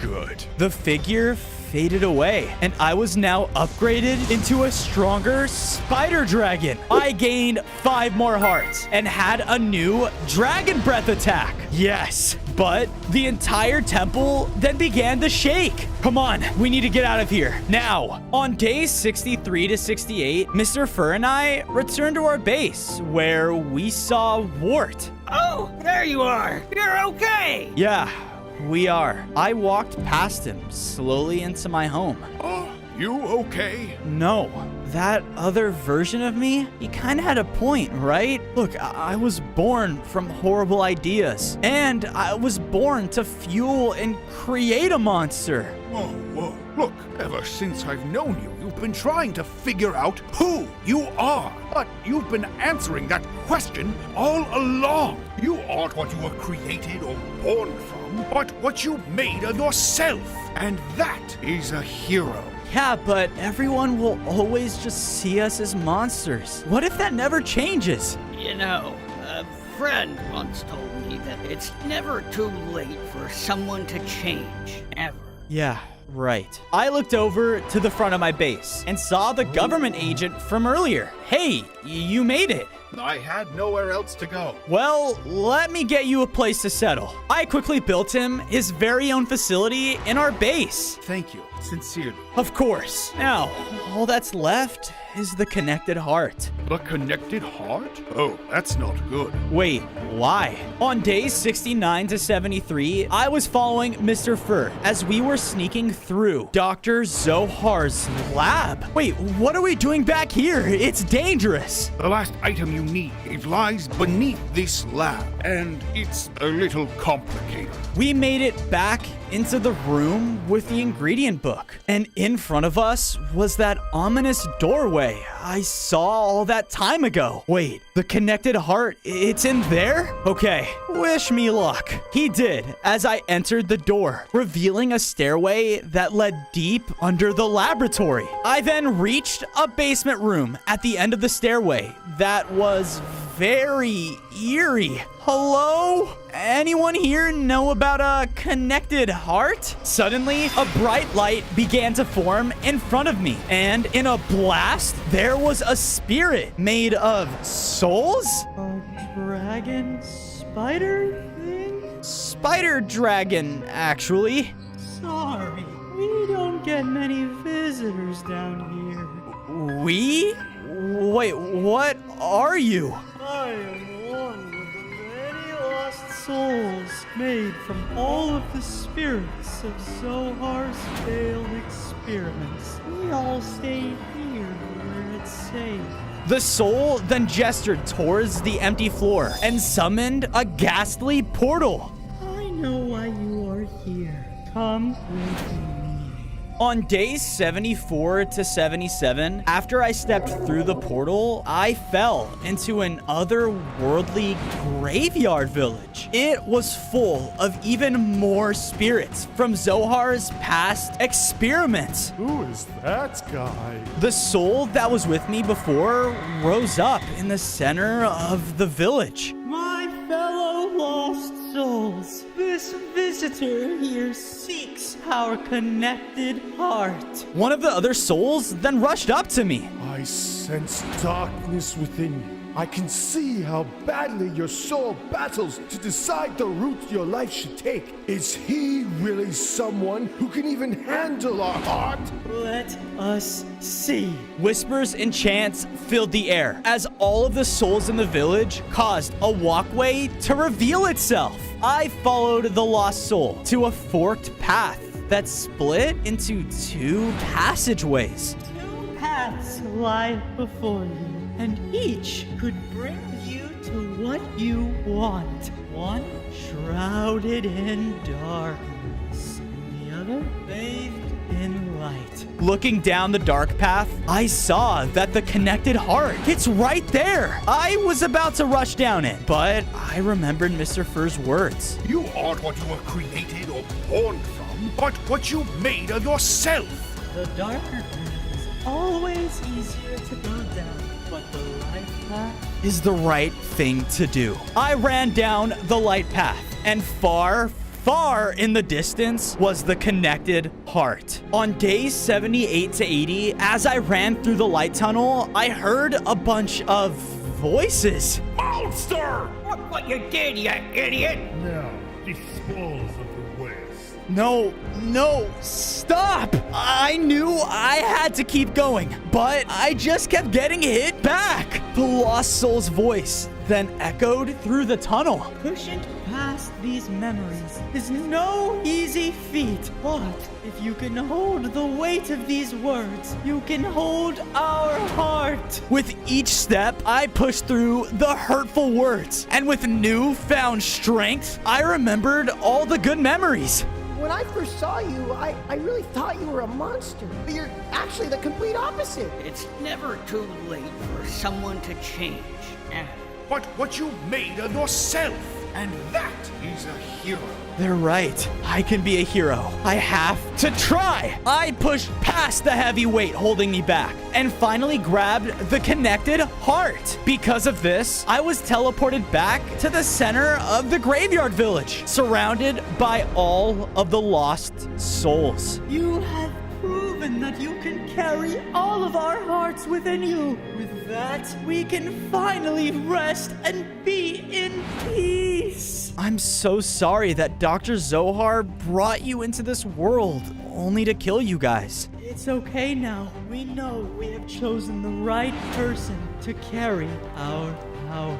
With those final words, the spirits of the lost souls began to disappear and flow into me. Their power caused me to upgrade. I gained 10 more hearts and could now rush forward and slam into my enemies. Whoa, I did it. I know what I have to be. I am what I make myself, and I'm gonna prove this entire world just that. On days 86 to 90, I was leaving the area when I saw a new testing site had been built up, and there was Dr. Zohar. My perfect vial. It's complete! Finally! What? No! No! He drank the vial and this time transformed into a large, deadly dragon.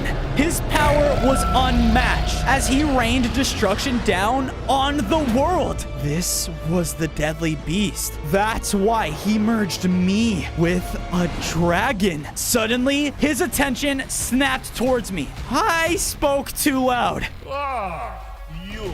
Here to say that I meant what I said? My experiment was a success, and soon the promise made to run the world will be fulfilled. Zohar blasted me from the sky, and in one hit, I was brought down to low hearts. Ah! His incredible amount of strength was too much for me. I don't know what to do. But then, Wart leapt in, knocking me under a tree. Ah! Wait, Wart, what are you doing? Doing what's right. Since the day I was created, I've only cared about myself. Only been selfish. But now, it's time to prove you right. People can change.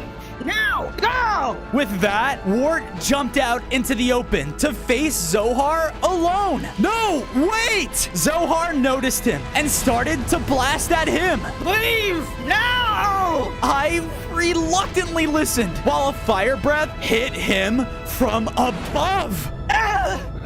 Finally, a real purpose. On days 91 to 94, I safely made it back home. Bozo! Thank goodness! Wait, where's Wart? He died, sacrificing himself just for me. I'm sorry. What do we do now? I'm not sure. I went and built up a memorial for Wart in his personal swamp. He may have lived part of his life in fear, but he shouldn't be remembered for that. He should be remembered for his courage and his selflessness. A reminder that we all have the power to change. Hello, I'm so sorry, but a crazy dragon was sighted in that town nearby. Do you think it's... Zohar, no. We have to stop him before it's too late. On days 95 to 99, I followed the path of destruction left by the scientist until it led me right back to the vegetables town. He was raining down more flames onto its citizens,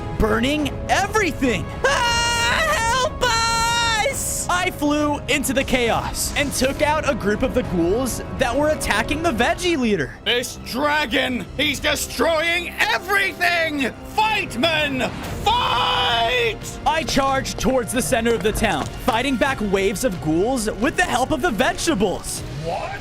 You really think that you can stop me? Zohar, stop this now! Never! This is my ultimate form! My perfect form! I fought through the last line and flew up to him on the center building. You should have died in my incinerator! You don't deserve a life! He unleashed an attack, but I dodged out of the way and used my newest ability, which missed him, but actually hit his potions, causing something to happen. All of the potions burst and began to change Zohar. What? What have you done to me? He morphed into a massive failed experiment, a real monster. You'll die for this! On day 100, the newly mutated Zohar swung his massive arms wildly, trying to hit me out of the sky. I flew around the town, hitting him with everything I had. My perfect form ruined by a monster! You are the monster, Zohar, and I'm not gonna let you get away with any of this. We continued fighting as my attacks would burn away at him. After I kill you, I will turn the world into this mutation. You will see. I thought back to all of those good memories of Mr. Fur and Wart. I'm not gonna let you. I won't! He swung again, aiming for a final hit, but I hit him head on with my dragon breath as he started to shrink down. With one final rush, I took down Dr. Zohar for good, and the world could now finally live in peace.